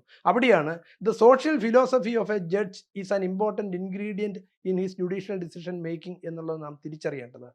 ഇനി തൽക്കാലം അതവിടെ നിൽക്കട്ടെ. താങ്കൾ പറഞ്ഞ മറ്റൊരു കാര്യം, ഈ സംവരണം കിട്ടാതെ പോകുന്നു മുന്നോക്ക വിഭാഗം എന്ന് പറഞ്ഞത് 4.69% OBC വിഭാഗത്തിനും പട്ടിക വിഭാഗങ്ങൾക്ക് അന്നുണ്ടായിരുന്ന ഏകദേശം 11% കഴിഞ്ഞാൽ ഈ 16-18% കഴിഞ്ഞാൽ ബാക്കി അവശേഷിക്കുന്നത് മുഴുവനും സവർണ സമുദായങ്ങളുടെ കസ്റ്റഡിയിലായിരുന്നു.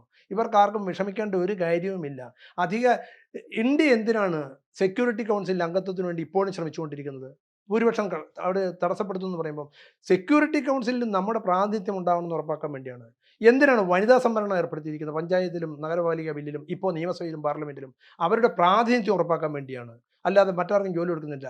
ഇനി OBC വിഭാഗത്തിലെ ക്രീമി ലെയറിനെ ഒഴിവാക്കിയാലേ അവർക്ക് കിട്ടത്തുള്ളൂ എന്ന് പറയുന്ന ആൾക്കാരും 103-ാം ഭരണഘടനാ ഭേദഗതി നിയമം ഉണ്ടാക്കിയപ്പോൾ പിന്നെ മുന്നോക്ക സമുദായങ്ങളിൽപ്പെട്ട സംവരണേതര സമുദായങ്ങളിൽപ്പെട്ട ആളുകൾക്ക് ഇത് കിട്ടാതെ പോകുന്നത് മറ്റുള്ള ക്രീമി ലെയർ എടുക്കുന്നതുകൊണ്ടാണ് എന്ന് പറഞ്ഞ് എങ്കിൽ അത് ഏർപ്പെടുത്തിയപ്പോൾ ജോലിക്ക് അപേക്ഷിക്കുന്ന പൊതുവിഭാഗത്തിൽപ്പെട്ട ക്രീമി ലെയറിനെ ഒഴിവാക്കണമെന്ന് ആരും എങ്ങും പറഞ്ഞില്ലല്ലോ. അതുകൊണ്ടാണ് ഇവർക്ക് കിട്ടാതെ പോകുന്നതെന്ന് പറഞ്ഞില്ലല്ലോ. OBC-ക്കാരുടെയും ഇപ്പോൾ പട്ടിക വിഭാഗക്കാരുടെയും അതുകൊണ്ടാണെന്ന് പറയുന്നുണ്ട്. അപ്പം വസ്തുതാപരമായി ശരിയല്ലാത്ത ചില കാര്യം. ഇനി മറ്റൊരു പ്രധാനപ്പെട്ട കാര്യം കൂടി ശ്രീ അനിൽ പറഞ്ഞോട്ടെ. BP മണ്ഡലിനെ അന്വേഷിക്കാൻ ഏർപ്പെടുത്തിയ ഇന്ത്യൻ ഭരണഘടന ആർട്ടിക്കിൾ 340 പ്രകാരമാണ്. ഇന്ത്യൻ ഭരണഘടന ആർട്ടിക്കിൾ 16(4) പറയുന്ന പിന്നോക്ക വിഭാഗങ്ങൾ എന്ന് പറയുന്ന ആരാണ്, എന്താണ്, എങ്ങനെയാണ് കണ്ടെത്തേണ്ടത് എന്നുള്ളതിനെക്കുറിച്ച് പഠിച്ചു പരിശോധിച്ച് ശുപാർശ ചെയ്യാൻ പറഞ്ഞത്. യഥാർത്ഥത്തിൽ ഈ രാജ്യത്ത് EWS വരുന്നത് വരെ ഉണ്ടായിരുന്ന സംവരണം ജാതി സംവരണമല്ല. സാമൂഹ്യമായും വിദ്യാഭ്യാസപരമായും പിന്നോക്കം നിൽക്കുന്ന ആർക്കും ആ പിന്നോക്കാവസ്ഥ തെളിയിക്കാനായാൽ ആ പട്ടികയിൽ ഉൾപ്പെടാം. ഇപ്പോൾ സുപ്രീം കോടതി തന്നെ നേരിട്ട് പറഞ്ഞിരിക്കുന്നു ട്രാൻസ്ജെൻഡേഴ്സിനെ OBC-യിൽ ഉൾപ്പെടുത്തണമെന്ന് പറഞ്ഞു. ദേശീയ പിന്നോക്ക വിഭാഗ കമ്മീഷൻ പറഞ്ഞു ഓർഫൻസിനെ OBC പട്ടികയിൽ ഉൾപ്പെടുത്തണമെന്ന് പറഞ്ഞു. സാമൂഹ്യമായി വിദ്യാഭ്യാസപരമായി പിന്നോക്കം നിൽക്കുന്നു എന്ന് ബ്രാഹ്മണൻ തെളിയിച്ചാൽ അവർക്കും ആ പട്ടികയിൽ വരാം. മണിപ്പൂരി ബ്രാഹ്മണൻ OBC പട്ടികയിലുണ്ട്. കേരളത്തിലെ നായർ സമുദായം എന്ന് പറയുന്ന വിളക്കത്തിലെ നായരും വെളുത്തേടത്ത് നായരും ചക്കാല നായരും അടക്കമുള്ള നായർ സമുദായങ്ങളിൽപ്പെട്ട പല ആൾക്കാരും OBC പട്ടികയിലുണ്ട്. അപ്പോൾ OBC പട്ടിക എന്ന് പറയുന്നത് സാമൂഹ്യമായും വിദ്യാഭ്യാസപരമായും പിന്നോക്കം നിൽക്കുന്ന ആർക്കും പങ്കെടുക്കാവുന്ന ഒന്നാണ്. അതേസമയം 103-ാം ഭരണഘടനാ ഭേദഗതി പ്രകാരം നിലവിൽ വന്നിരിക്കുന്നതാണ് യഥാർത്ഥത്തിൽ ജാതി സംവരണം. കേരളത്തിൽ ആ ജാതികളുടെ പട്ടിക തന്നെ പ്രസിദ്ധീകരിച്ചിട്ടുണ്ട്. അതുകൊണ്ട് നമ്മൾ പല കാര്യങ്ങളെയും വേണ്ട വിധത്തിലല്ല കൈകാര്യം ചെയ്യുന്നത്. ശ്രീ വേണുഗോപാൽ നേരത്തെ സൂചിപ്പിച്ചതുപോലെ ഒരു നല്ല ഭരണഘടന ഉണ്ടായിട്ട് ആ ഭരണഘടന പ്രകാരം പ്രവർത്തിക്കുവാൻ ഈ അധികാരം കൈയാളി ആരും തയ്യാറായില്ല. ഒറ്റ സെൻറ്റൻസ് പറഞ്ഞ് ഞാൻ അവസാനിപ്പിക്കാം. 1949 നവംബർ 26-നാണ് കോൺസ്റ്റിറ്റ്യൂവൻ്റ് അസംബ്ലിയുടെ അവസാന യോഗം നടക്കുന്നത്. 49 നവംബർ 26-നാണ് ഭരണഘടന അംഗീകരിക്കപ്പെടുന്നത്. അത് പ്രാബല്യത്തിൽ വരുന്ന 1950 ജനുവരി 26-നാണെങ്കിലും ഈ 49 നവംബർ 26-ൻ്റെ കോൺസ്റ്റിറ്റ്യൂവൻ്റ് അസംബ്ലിയുടെ അവസാന യോഗത്തിൽ ഡോക്ടർ അംബേദ്കർ നടത്തിയൊരു പ്രസംഗത്തിൽ പറയുന്നത് നമുക്കൊരു നല്ല ഭരണഘടന കൈവരുന്നു. ഒരു നല്ല ഭരണഘടന കൈവരുന്നു എന്നതുകൊണ്ട് ഈ ഭരണഘടന ഗുണം ചെയ്യുമെന്ന് ആരും വിചാരിക്കരുത്. എന്തുകൊണ്ടെന്നാൽ ഈ ഭരണഘടന കൈകാര്യം ചെയ്യുന്ന ആളുകൾ, കൈകാര്യം ചെയ്യുന്ന ആരൊക്കെയാണ്? Legislature, executive and judiciary. ഇത് കൈകാര്യം ചെയ്യുന്ന ആളുകൾ നന്മയുള്ളവരല്ലെങ്കിൽ, അവർ പ്രതിബദ്ധതയുള്ളവരല്ലെങ്കിൽ, അവർ ജനത്തോട് കടപ്പാടുള്ളവരല്ലെങ്കിൽ ഈ ഭരണഘടനയും ഒരു ഗുണവും ചെയ്യില്ല എന്ന് പറഞ്ഞു. ഇന്ന് സംഭവിച്ചത് അതാണ്. ഈ ഭരണം കൈകാര്യം ചെയ്തിരുന്ന ഏരിയ മെഷീനറികളെല്ലാം പരാജയപ്പെട്ടു. താങ്കൾ നേരത്തെ സൂചിപ്പിച്ചതുപോലെ ഡോക്ടർ അംബേദ്കർ വിഭാവനം ചെയ്ത ഭരണഘടന ഇവിടെ നടപ്പാക്കാതെ പോയതും ഫലപ്രദമായി ഇംപ്ലിമെൻറ്റ് ചെയ്യാതെ പോയതും ഭൂരിപക്ഷം വരുന്ന പട്ടിക പിന്നോക്ക വിഭാഗങ്ങളുടെ അല്ല, മറിച്ച് ഇത് അധികാരത്തിലിരുന്ന ആളുകളുടെ തന്നെയാണ്. താങ്കളുടെ പോയിന്റ് ക്ലിയർ ആണ്. ഞാൻ ഒരു കാര്യം ചോദിച്ചോട്ടെ. അതായത് ഇപ്പോൾ നമ്മൾ സംസാരിക്കുന്ന അത്രയും ഒരു ജോലിക്ക് വേണ്ടിയിട്ട് സാമൂഹ്യ തുല്യത ഒരു മിനിറ്റ് സാർ, ഇതൊന്ന് കംപ്ലീറ്റ് ചെയ്തോട്ടെ. ഇതൊന്ന് ഉറപ്പാക്കുന്നതിന് വേണ്ടിയിട്ട് ജോലി ലഭിക്കുന്നതിന് വേണ്ടിയിട്ടുള്ള മാനദണ്ഡങ്ങളും അത് നൽകുന്നതിലെ എന്താ പറയുക പരിമിതികൾ, പോരായ്മകൾ, അതേക്കുറിച്ചാണ് നമ്മൾ സംസാരിക്കുന്നത്. പക്ഷേ ഇപ്പോൾ റീസെൻ്റ് ആയിട്ട് വരുന്നൊരു വാദം സ്ഥാനക്കയറ്റത്തിന് സംവരണം കൊടുക്കണം എന്നുള്ളൊരു വാദം വരുന്നുണ്ട്. ഇതേക്കുറിച്ച് താങ്കളുടെ അഭിപ്രായം എന്താണ്? തീർച്ചയായിട്ടും ഉയർന്ന പദവികളിലും നയരൂപീകരണ സമിതികളിലും ഈ വിഭാഗക്കാരില്ലെന്ന് കണ്ടാൽ, ഇല്ലെന്നുള്ളത് വസ്തുതയാണ്. തീർച്ചയായിട്ടും അവിടേക്ക് ആളുകളെ നിയമിക്കപ്പെടണം. കാരണം ഇത് പ്രാതിനിധ്യം ഉറപ്പാക്കുന്നതിന് വേണ്ടിയാണെന്നുള്ള ആദ്യ ബോധം നമ്മളിൽ ഉണ്ടാവണം. ഇത് ഗ്രഡേഷൻ ലിസ്റ്റ് നോക്കിയിട്ട് പ്രൊമോഷൻ കൊടുക്കാനോ ജോലി കൊടുക്കാനോ എന്നുള്ളതല്ല. BP മണ്ഡൽ അദ്ദേഹത്തിൻ്റെ റിപ്പോർട്ടിൽ പരാമർശിച്ചൊരു കാര്യമുണ്ട്. ഒരു ജില്ലാ കളക്ടറോ ജില്ലാ പോലീസ് സൂപ്രണ്ടോ എൻ്റെ സമുദായത്തിലുള്ള ആളാണ് എന്ന് കണ്ടു കഴിഞ്ഞാൽ ആ സമുദായത്തിൽപ്പെട്ട ആളുകളിൽ ഒരു കോൺഫിഡൻസ് വരും. ആ കോൺഫിഡൻസ് ലെവലാണ് അതിൻ്റെ കാര്യം.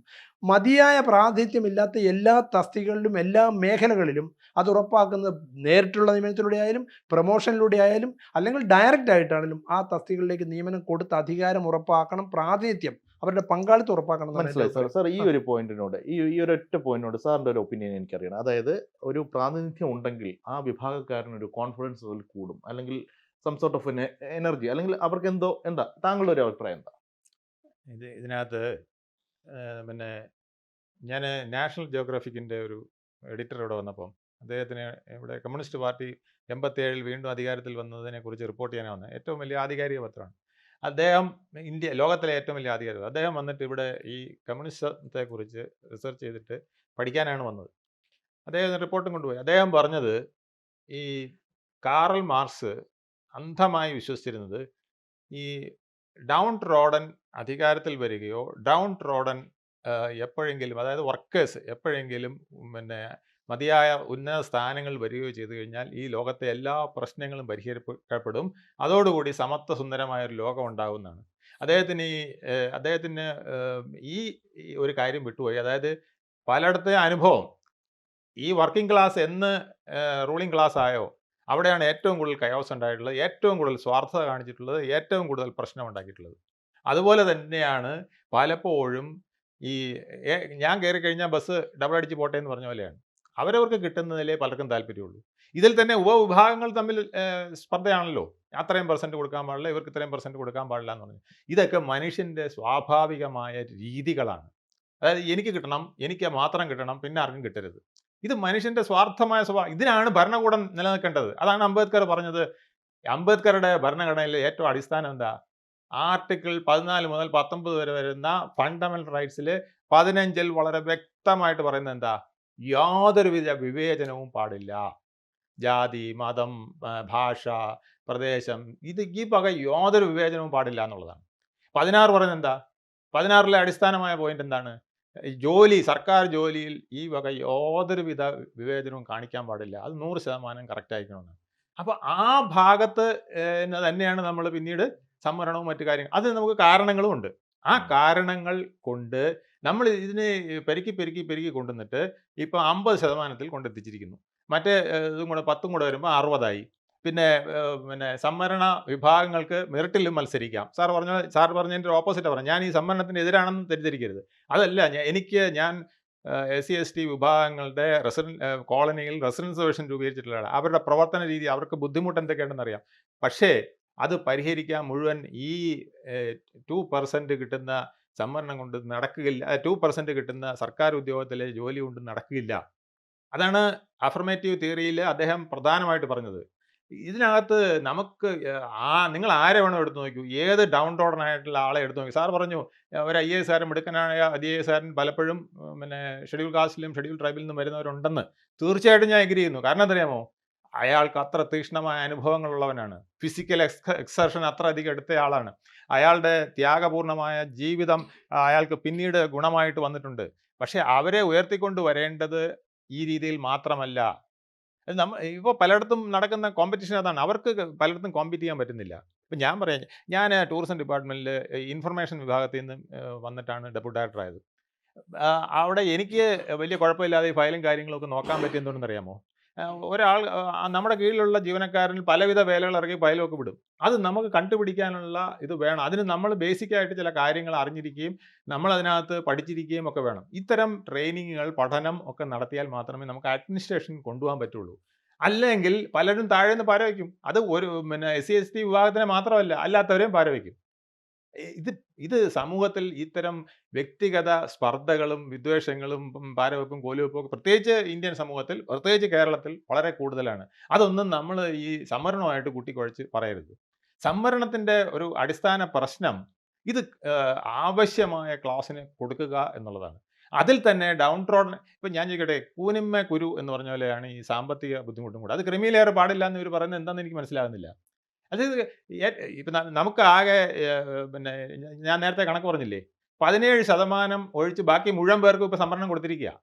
17% ബ്രാഹ്മണനും മറ്റു വിഭാഗങ്ങളും ഒഴിച്ച് ബാക്കി ഏതാണ്ട് മുഴുവൻ പേർ, അതിൽ ക്രിസ്ത്യാനികളും ഉണ്ട്, കുറച്ച് പേരുണ്ട്. ആ വിഭാഗങ്ങൾ ഒഴിച്ച് ബാക്കി മുഴുവൻ പേർക്കും സംവരണം കൊടുത്തിരിക്കുക. എല്ലാവർക്കും ഉണ്ട്. EWS വന്ന ശേഷം അല്ല, EWS അതെന്തോ സംവരണം സാറേ. അതിനകത്ത് എക്കണോമിക്കലി ബാക്ക്വേർഡ് ആയിട്ടുള്ള എല്ലാവർക്കും വരാമല്ലോ, അതല്ലേ? പറ്റില്ല. ബ്രാഹ്മണനും സുറിയാനി ക്രിസ്ത്യാനിക്ക് ഓർത്തഡോക്സ് ക്രിസ്ത്യനെ പറ്റത്തുള്ളൂ. പട്ടികജാതിക്കാർക്ക് കാരണം ഇത്രയും കൊടുത്തിട്ട് പിന്നെയും അതും വേണമെന്ന് പറഞ്ഞാൽ പിന്നെ ഇതാണ് ഈ സ്പർദ്ധ ഉണ്ടാകുന്ന പ്രശ്നം. ഞാൻ പറഞ്ഞത്, നമ്മൾ ഇതൊരു അപ്ലിഫ്റ്റ്മെന്റിന്റെ ഒരു ഭാഗമായിട്ട് കാണരുത്. ഇതൊരു ഗാന്ധിജി അതാണ് വ്യക്തമായിട്ട് പറഞ്ഞത്. ഇവരൊന്നും ഭരിക്കാൻ കൊള്ളില്ല, ഇവരെ ഒന്നും ഇതിനകത്ത് കയറ്റാൻ കൊള്ളില്ല എന്ന് പറയുന്ന അവസ്ഥ മാറണം. അവർ കയറിയാലും ഭരിക്കും, അവർക്കും ഭരിക്കാനൊക്കെ അറിയാം എന്ന ഒരു മെസ്സേജ് കൊടുക്കാനേ ഇത് ഉപയോഗിക്കുകയുള്ളൂ. അല്ലാതെ അവരുടെ അടിമത്വം പരിഹരിക്കാനോ അവരുടെ അന്തഃഛിദ്രം സാമ്പത്തിക ബുദ്ധിമുട്ട് പരിഹരിക്കാനോ അവരുടെ കഷ്ടപ്പാടുകൾ പരിഹരിക്കാനോ ഒന്നും ഈ മുഴുവൻ ക്ലാസ്സിനും ഒരിക്കലും പറ്റില്ല. സാർ പോയിന്റ് ക്ലിയർ ആണ്. പക്ഷേ ഇതിലൊരു കാര്യം ഒന്ന് ചോദിച്ചോട്ടെ. താങ്കൾ പറഞ്ഞ അപ്ലിഫ്റ്റ്മെന്റ്, ഉയർത്തിക്കൊണ്ടുവരിക എന്നുള്ളതാണ്. പക്ഷേ ഇവിടെ കേരളത്തിൽ തന്നെ ഈ റീസെന്റ് എന്ന് പറയുന്നത് കുറച്ച് നാളായി ഒരു സിവിൽ സർവീസ് ഉദ്യോഗസ്ഥൻ VRS എടുക്കുകയാണ്. അപ്പോൾ അദ്ദേഹമായിട്ടുള്ള ഒരു സ്വകാര്യ സംഭാഷണത്തിൽ അദ്ദേഹം പറഞ്ഞത്, പ്രിൻസിപ്പൽ സെക്രട്ടറി റാങ്കിന് അപ്പുറത്തേക്ക് ഒരു അവർണന് വളരാൻ കേരളത്തിൽ സ്പേസ് ഇല്ല. അത് ഞാൻ തിരിച്ചറിഞ്ഞതുകൊണ്ട് സ്വയം പോകുന്നു. പലരും സ്വയം പോകാനുള്ള മടി കൊണ്ടോ മറ്റ് സാമ്പത്തിക പ്രശ്നങ്ങൾ കൊണ്ടോ അല്ലെങ്കിൽ മറ്റു പല കാരണങ്ങൾ കൊണ്ടോ ഇവിടെയൊക്കെ തന്നെ അങ്ങ് ജനിച്ച് മരിക്കുന്നു. ഇതാണ് കേരളം, ഇതാണ് പ്രബുദ്ധ കേരളം. ഇതിനെ അഡ്രസ് ചെയ്യണ്ടേ ഇത്തരം വിഷയങ്ങൾ ഒരാൾക്ക് മാത്രമല്ലേ. എനിക്ക് സർവീസിൽ എത്രയോ പ്രശ്നങ്ങൾ ഉണ്ടായിട്ടുണ്ട്, സാറിന് എത്രയോ പ്രശ്നങ്ങൾ ഉണ്ടായി കാണും. ഇത് എന്ന് പറഞ്ഞാൽ സർവീസ് എന്ന് പറഞ്ഞാൽ ഇവിടെ പിന്നെ രാഷ്ട്രീയ പ്രബുദ്ധതയുള്ള നേതാക്കൾ ഇല്ലെങ്കിൽ ഇതൊക്കെ തന്നെയാണ് സംഭവിക്കുക. പ്രബുദ്ധത എന്ന് പറയുന്നത് വരണമെങ്കിൽ നമ്മളുടെ അടിസ്ഥാന, അംബേദ്കർ പറഞ്ഞ പോലെ ഭരണഘടനയിൽ അധിഷ്ഠിതമായിട്ട് വേണം നമ്മുടെ പ്രവർത്തനം. അതിന് നമ്മൾ കൊച്ചിലെ നമ്മൾ അത്തരത്തിലുള്ള ട്രെയിനിങ്ങുകൾ സ്കൂളുകളിൽ കൊടുക്കണം. കല്ലെറിയാനല്ല പഠിപ്പിക്കേണ്ടത്. ഞാൻ 16-ാമത്തെ വയസ്സിൽ യൂണിവയിൽ പോയിട്ട് YMCAയുടെ യൂണിവൈ എന്ന് പറഞ്ഞ ഇതിൽ പോയിട്ട് അവിടെ മോഡൽ പാർലമെന്റിൽ പങ്കെടുത്തു. ആ മോഡൽ പാർലമെന്റിൽ പങ്കെടുത്തപ്പോഴാണ് എനിക്ക് മനസ്സിലായത് യഥാർത്ഥ ഒരു പാർലമെന്റ് എങ്ങനെ ഇരിക്കണമെന്ന്, യഥാർത്ഥ പ്രതിപക്ഷ നേതാവ് എങ്ങനെ ഇരിക്കണം, ഇത് നമ്മുടെ സ്കൂളിൽ ഇതാ പഠിപ്പിക്കേണ്ട, അല്ലാതെ കല്ലെറിയാൻ സമരം ഇപ്പം പലരും പറയുന്നുണ്ട് കുട്ടികൾ ചെറുപ്പത്തിലെ രാഷ്ട്രീയം പഠിക്കുന്നത് എങ്ങനെയാണ്? നമ്മുടെ മോഡൽ പാർലമെന്റ് അവിടെ നടത്തുക, നമ്മൾ മോഡലായിട്ടുള്ള ഒരു മന്ത്രിസഭ എങ്ങനെ ഇരിക്കും എന്നുള്ള രീതിയിൽ നമ്മുടെ ലീഡേഴ്സ് ചേർന്ന് ആ സ്കൂൾ അഡ്മിനിസ്ട്രേഷൻ പഠിക്കുക, അവിടുത്തെ ക്ലീനിങ്, അവിടുത്തെ കുട്ടികളുടെ ക്ഷേമം, ഇങ്ങനത്തെ കാര്യങ്ങൾ നടപ്പിലാക്കാൻ പഠിപ്പിക്കുക. ഇങ്ങനെ ഒരുപാട് കാര്യങ്ങളുണ്ട്, മനസ്സിലായില്ലേ? അതുപോലെ തന്നെ അംബേദ്കർ പറഞ്ഞ അഫർമേറ്റീവ് മെഷേഴ്സിൽ ഏറ്റവും പ്രധാനപ്പെട്ട അദ്ദേഹം പറഞ്ഞ് നിങ്ങൾ കുട്ടിയെ അല്ല നന്നാക്കേണ്ട, ആദ്യം അമ്മയ്ക്കാണ് ട്രെയിനിങ് കൊടുക്കേണ്ടത്. ഒരു സ്ത്രീ രക്ഷപ്പെട്ടാൽ 1000 സ്ത്രീകൾ മിനിമം വിദ്യാഭ്യാസമെങ്കിലും നേടി, അത് 30ാമത്തെ വയസ്സിലോ 40ാമത്തെ വയസ്സിലോ ആയാലും കുഴപ്പമില്ല, 1000 സ്ത്രീകൾക്ക് വിദ്യാഭ്യാസം കിട്ടിയാൽ, അവർക്ക് SSLC വരെ വിദ്യാഭ്യാസം കിട്ടിയാൽ അവരുടെ മക്കളെ മാത്രമല്ല അടുത്ത തലമുറയും കൂടെ അവർ ഡിഗ്രിയെങ്കിലും എടുക്കാനുള്ള വിധത്തിൽ പ്രാപ്തരാക്കാൻ അവർ കഴിയുന്നു. മനസ്സിലായി. ഇത് പലപ്പോഴും പറ്റുന്നില്ല. ഞാൻ കോളനികളിൽ ചേർന്ന് വർക്ക് ചെയ്തിട്ടുണ്ടെന്ന് പറഞ്ഞാൽ ഈ സ്കൂളിലൊക്കെ ചെല്ലുമ്പോഴേ അവർ തൊഴുതുകൊണ്ടിരിക്കുക, എന്നിട്ട് പറയാ സാറേ എൻ്റെ കുട്ടി ഏത് ഇത് എടുക്കണം, അവർ പറയുന്ന വഴിയിൽ ഇവർ വിടുക. എന്നിട്ട് ചിലപ്പോൾ ആ കുട്ടിക്ക് ആ വഴിയിൽ പോകാൻ പറ്റിയെന്നിരിക്കില്ല. ഇതൊന്നും മനസ്സിലാക്കാനുള്ള കെൽപ്പ് അച്ഛനും അമ്മയ്ക്കും ഇല്ല. പാവങ്ങളാണ്, വളരെ പാവങ്ങളാണ്, അവർക്ക് അറിഞ്ഞുകൂടാ. ഇവൻ വഴി തെറ്റിക്കാൻ പറഞ്ഞാലും അവർക്ക് അറിഞ്ഞുകൂടാ. ഓ സാറ് പറഞ്ഞതല്ലേ, എന്നാൽ ആ കുട്ടിയെ അങ്ങോട്ട് വിടാം. ഇത് കുട്ടിയുടെ കഴിവ് ജഡ്ജ് ചെയ്ത് നമ്മൾ ഇന്ന സ്ഥലത്തേക്ക് പറഞ്ഞയക്കണം എന്ന് പറയാൻ കഴിയുന്നില്ല. അതുപോലെ തന്നെ കമ്മ്യൂണിറ്റിയിലെ ഏറ്റവും പ്രധാനപ്പെട്ട ഒരു പ്രധാന കാര്യമാണ് നമ്മളിപ്പോൾ ഒരാളുടെ അപ്ലിഫ്റ്റ്മെൻറ്റ് എങ്ങനെയാണ് നടത്തുന്നത്. അപ്ലിഫ്റ്റ്മെൻറ്റിന് 3 കാര്യങ്ങളുണ്ട്. ഒന്ന്, അയാളുടെ ശാരീരികമായ അംബേദ്കർ പറഞ്ഞ വേറൊരു കാര്യം പറയാം. ഇന്ത്യയിൽ പിന്നെ SC വിഭാഗങ്ങളുടെ ഉന്നമനത്തിന് വേണ്ടിയിട്ട് ഏറ്റവും കൂടുതൽ പ്രവർത്തിച്ചിട്ടുള്ളത് മിഷണറിമാരാണെന്ന് അദ്ദേഹം പറഞ്ഞു. 56 മുമ്പത്തെ മിഷണറി, ഇപ്പോഴത്തെ മിഷണറി അല്ല, ഇപ്പോൾ മതപരിവർത്തനം മാത്രമാണ് പലരും നടത്താറ്. പക്ഷേ അന്നത്തെ മിഷണറിമാർ വളരെ ഭംഗിയായിട്ട് ഈ അപ്ലിഫ്റ്റ്മെൻറ്റ് നടത്തിയിരുന്നു. എന്തൊക്കെ അവർ ചെയ്തിരുന്നത്? അവർ ചെയ്തിരുന്നത് വളരെ ഡൗൺ ടൗൺ ആയ ആൾക്കാരുടെ അടുത്ത് പോയിട്ട് അവർക്ക് ആദ്യം ശുചിത്വം പഠിപ്പിക്കും, രണ്ടാമത് അവർക്ക് നല്ല ഭക്ഷണം കൊടുക്കും, ആരോഗ്യമുള്ള ശരീരം ഉണ്ടാക്കാൻ പറയും, മൂന്നാമത് അവന് വിദ്യാഭ്യാസം കൊടുക്കും, നാലാമത് ഈശ്വര വിശ്വാസം കൊടുക്കും. എന്ത് പ്രശ്നം വന്നാലും ഈശോ നിന്നെ രക്ഷിക്കുമെന്ന് പറഞ്ഞ് പഠിപ്പിക്കും. അതിൽ മതം ഉണ്ടായിരിക്കാം, പക്ഷെ എങ്കിലും എന്താ ഒരു കോൺഫിഡൻസ് ബിൽഡിംഗ് ആണെന്നേ. മനസ്സിലായി. കോൺഫിഡൻസ് ബിൽഡിംഗ് പ്രധാനമാണ്. ഇത് ഈശോ എന്നല്ല, നിങ്ങൾ അള്ളാന്ന് വിളിച്ചോ അല്ലെങ്കിൽ രാമൻ എന്ന് വിളിച്ചോ, എന്തെങ്കിലും അവന് ഒരു കോൺഫിഡൻസ് കൊടുക്കണ്ടേ. മനസ്സിലായി. എല്ലാ ഈ സാറ് പറഞ്ഞ പോലെ വർഷങ്ങളായിട്ട് അടിച്ചമർത്തപ്പെട്ട വിഭാഗമാണ്, അവർക്ക് ഉയരാനായിട്ട്. ഇതാണ് അംബേദ്കർ പറഞ്ഞത്. ഞാൻ ഒരു കാര്യം ചോദിച്ചോട്ടെ, ശ്രീ വേണുഗോപാലിനെ ചോദിക്കുന്നത് ആരായിരുന്നില്ല കാരണക്കാര്? ആരാ ഇതിനൊക്കെ ഉത്തരവാദി ആരാ? ഡോക്ടർ അംബേദ്കറുടെ ഭരണഘടനയിൽ പറയുന്ന കാര്യങ്ങളൊക്കെ ആ. ചെയ്യാതിരുന്നത് ആരാണ്? സാറേ അതല്ലേ പറയുന്നത്, ഇത് ഭരണവർഗം എന്ന് പറയുന്നത് എപ്പോഴും വോട്ടും അതാണ് ഈ ഡെമോക്രസിയിലുള്ളൊരു കുഴപ്പം. വോട്ടിന് കിട്ടുന്ന ഇത് മാത്രമേ ഉള്ളൂ. ഇനി ആർക്കെങ്കിലും ഈ സംവരണ വ്യവസ്ഥ മാറ്റാൻ കഴിയുമോ എന്ന് ചോദിച്ചാൽ ഞാൻ പറയും വലിയ പാടാണ്. ഇവിടെ ജനാധിപത്യം കാരണം 83% ആൾക്കാർക്ക് സംവരണം ഇപ്പോൾ ഉണ്ടാക്കി വെച്ചിരിക്കുക. ഇതിന്റെ ഗുണമാർഗം കിട്ടാനും പോകുന്നില്ല. അതാണ് വേറെ. SC കിട്ടും, കാരണം അവരുടെ കൃത്യമായിട്ട് അത് മാർക്ക് ചെയ്തിട്ടുണ്ട്, അവർക്ക് കിട്ടും. ബാക്കി വിഭാഗങ്ങളുണ്ടല്ലോ, ഈ 6000 ഗ്രൂപ്പുകളെ ഉണ്ടാക്കി 6000 ജാതിക്കാരെ ഉണ്ടാക്കി വെച്ചിട്ടുണ്ട്. അതൊരു 50 ജാതിക്കാർക്ക് പോലും ഇതിന്റെ ഗുണം കിട്ടില്ല എന്നാണ് ഇപ്പോഴത്തെ പഠനങ്ങളിൽ നിന്ന് മനസ്സിലാക്കുന്നത്. ഇതൊക്കെ വെറും കളിപ്പീരാണ്, ഇതൊക്കെ ജനങ്ങളെ പറ്റിക്കാനുള്ള പരിപാടിയാണ്. പക്ഷേ സ്പ്ലിറ്റ് ചെയ്യാനും ചിഹ്നഭിന്നമാക്കാനും കഴിയും. മനസ്സിലായി സർ, പോയിന്റ് ക്ലിയർ ആണ്. നമുക്ക് ഒരു ടൈമിന്റെ ഒരു കൺസ്ട്രെയിൻ ഉള്ളതുകൊണ്ടാണ് നമുക്കൊരു ക്ലൈമാക്സിലേക്ക് ഇത് വരികയാണെന്നുള്ളത് ഈ ചർച്ച. കാരണം സംവരണം എന്ന് പറഞ്ഞാൽ സങ്കീർണമായ ഒരു സമസ്യയാണ്. അത് എത്ര ദിവസം വേണമെങ്കിലും ചർച്ച ചെയ്ത് കഴിഞ്ഞാലും ഒരു കോമൺ പോയിന്റിൽ പലപ്പോഴും എത്താൻ സാധിക്കണമെന്നില്ല. ഒരു കൺക്ലൂഷൻ എന്നുള്ള നിലയ്ക്ക് താങ്കളുടെ ഒരു പോയിന്റ് ഞാൻ ചോദിക്കുകയാണ്, അത് പറഞ്ഞുകൊണ്ട് നമുക്ക് അവസാനിപ്പിക്കാം. പൂച്ചയ്ക്ക് ആരും മണി കെട്ടും, അല്ലെങ്കിൽ അതിന് എന്താണ് മണി കെട്ടാൻ എന്താണ് ഒരു സൊല്യൂഷൻ? താങ്കളുടെ പക്ഷം എന്താണ്? തീർച്ചയായിട്ടും അധികാര സ്ഥാനങ്ങളിൽ അധസ്ഥിതം വന്നു കഴിഞ്ഞാൽ പരിഹാരം ഉണ്ടാവും. അധികാര സ്ഥാനം കൈയടക്കി വെച്ചിരിക്കുന്ന ഒളിഗാർക്കിയുണ്ട്, അവരെ മാറണം അല്ലെങ്കിൽ മാറ്റണം. ഇത് കൈകാര്യം ചെയ്യുന്ന ആളുകൾ, ഞാൻ നേരത്തെ സൂചിപ്പിച്ചല്ലോ, ശ്രീ വേണുഗോപാൽ എപ്പോഴും പറയുന്നുണ്ട് ഭരണഘടന, അഫർമേറ്റീവ് ആക്ഷൻ, ഡോക്ടർ അംബേദ്കർ. ആ ഭരണഘടനയിലുള്ള അടിസ്ഥാനപരമായ കാര്യങ്ങളൊന്നും ഇപ്പോഴും നടപ്പാക്കുന്നില്ല.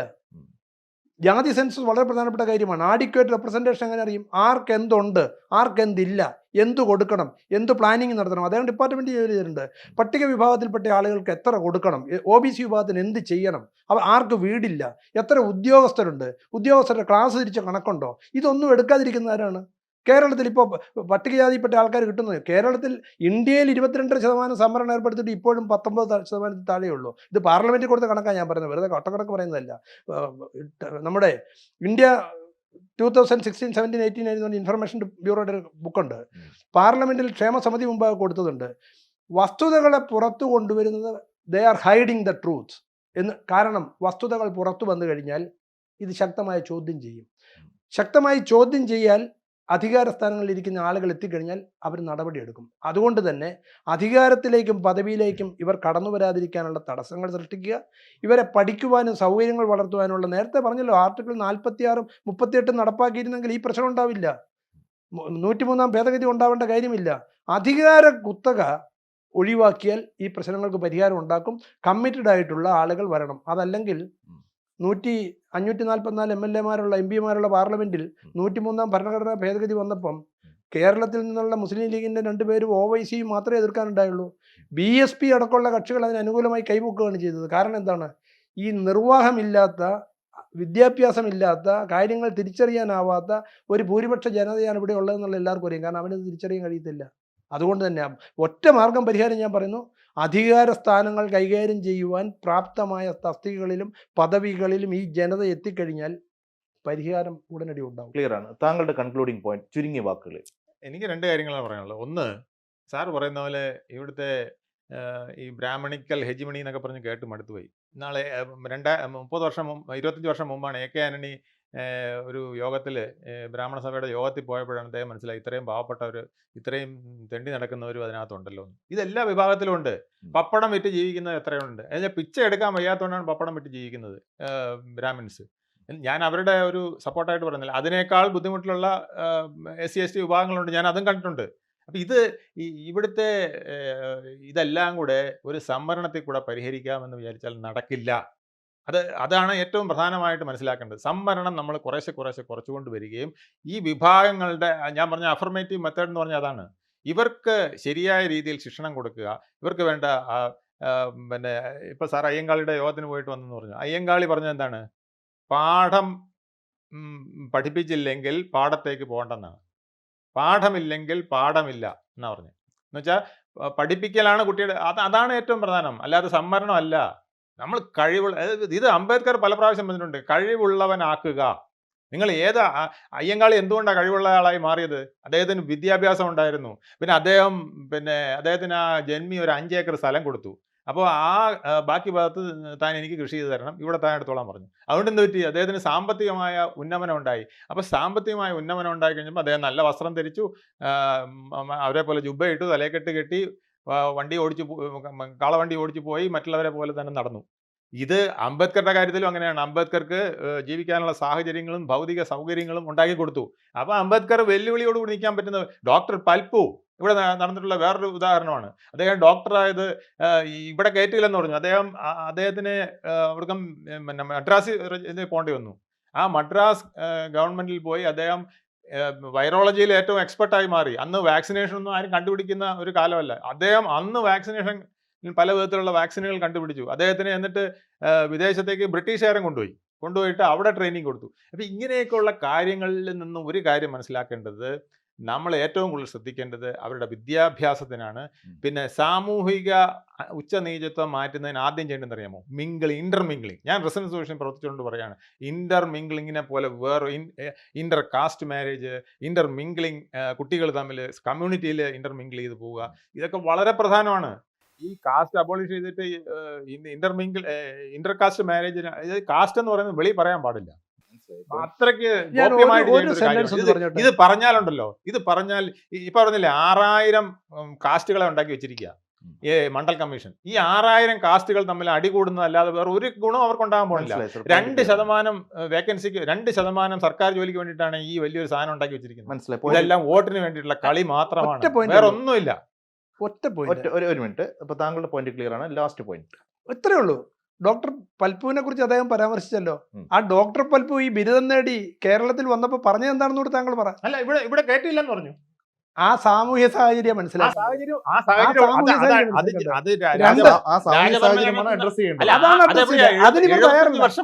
ഈ 75 വർഷത്തെ മുമ്പത്തെ സാഹചര്യവും 75 വർഷം കിട്ടി ഇന്നും അൺടച്ചബിലിറ്റി ഉണ്ടെന്നും ഇന്നും പിന്നെ ആരെയും ഒരിടത്തും കയറ്റിയില്ലെന്നും പറഞ്ഞാൽ ഞാൻ വിശ്വസിക്കുന്നു.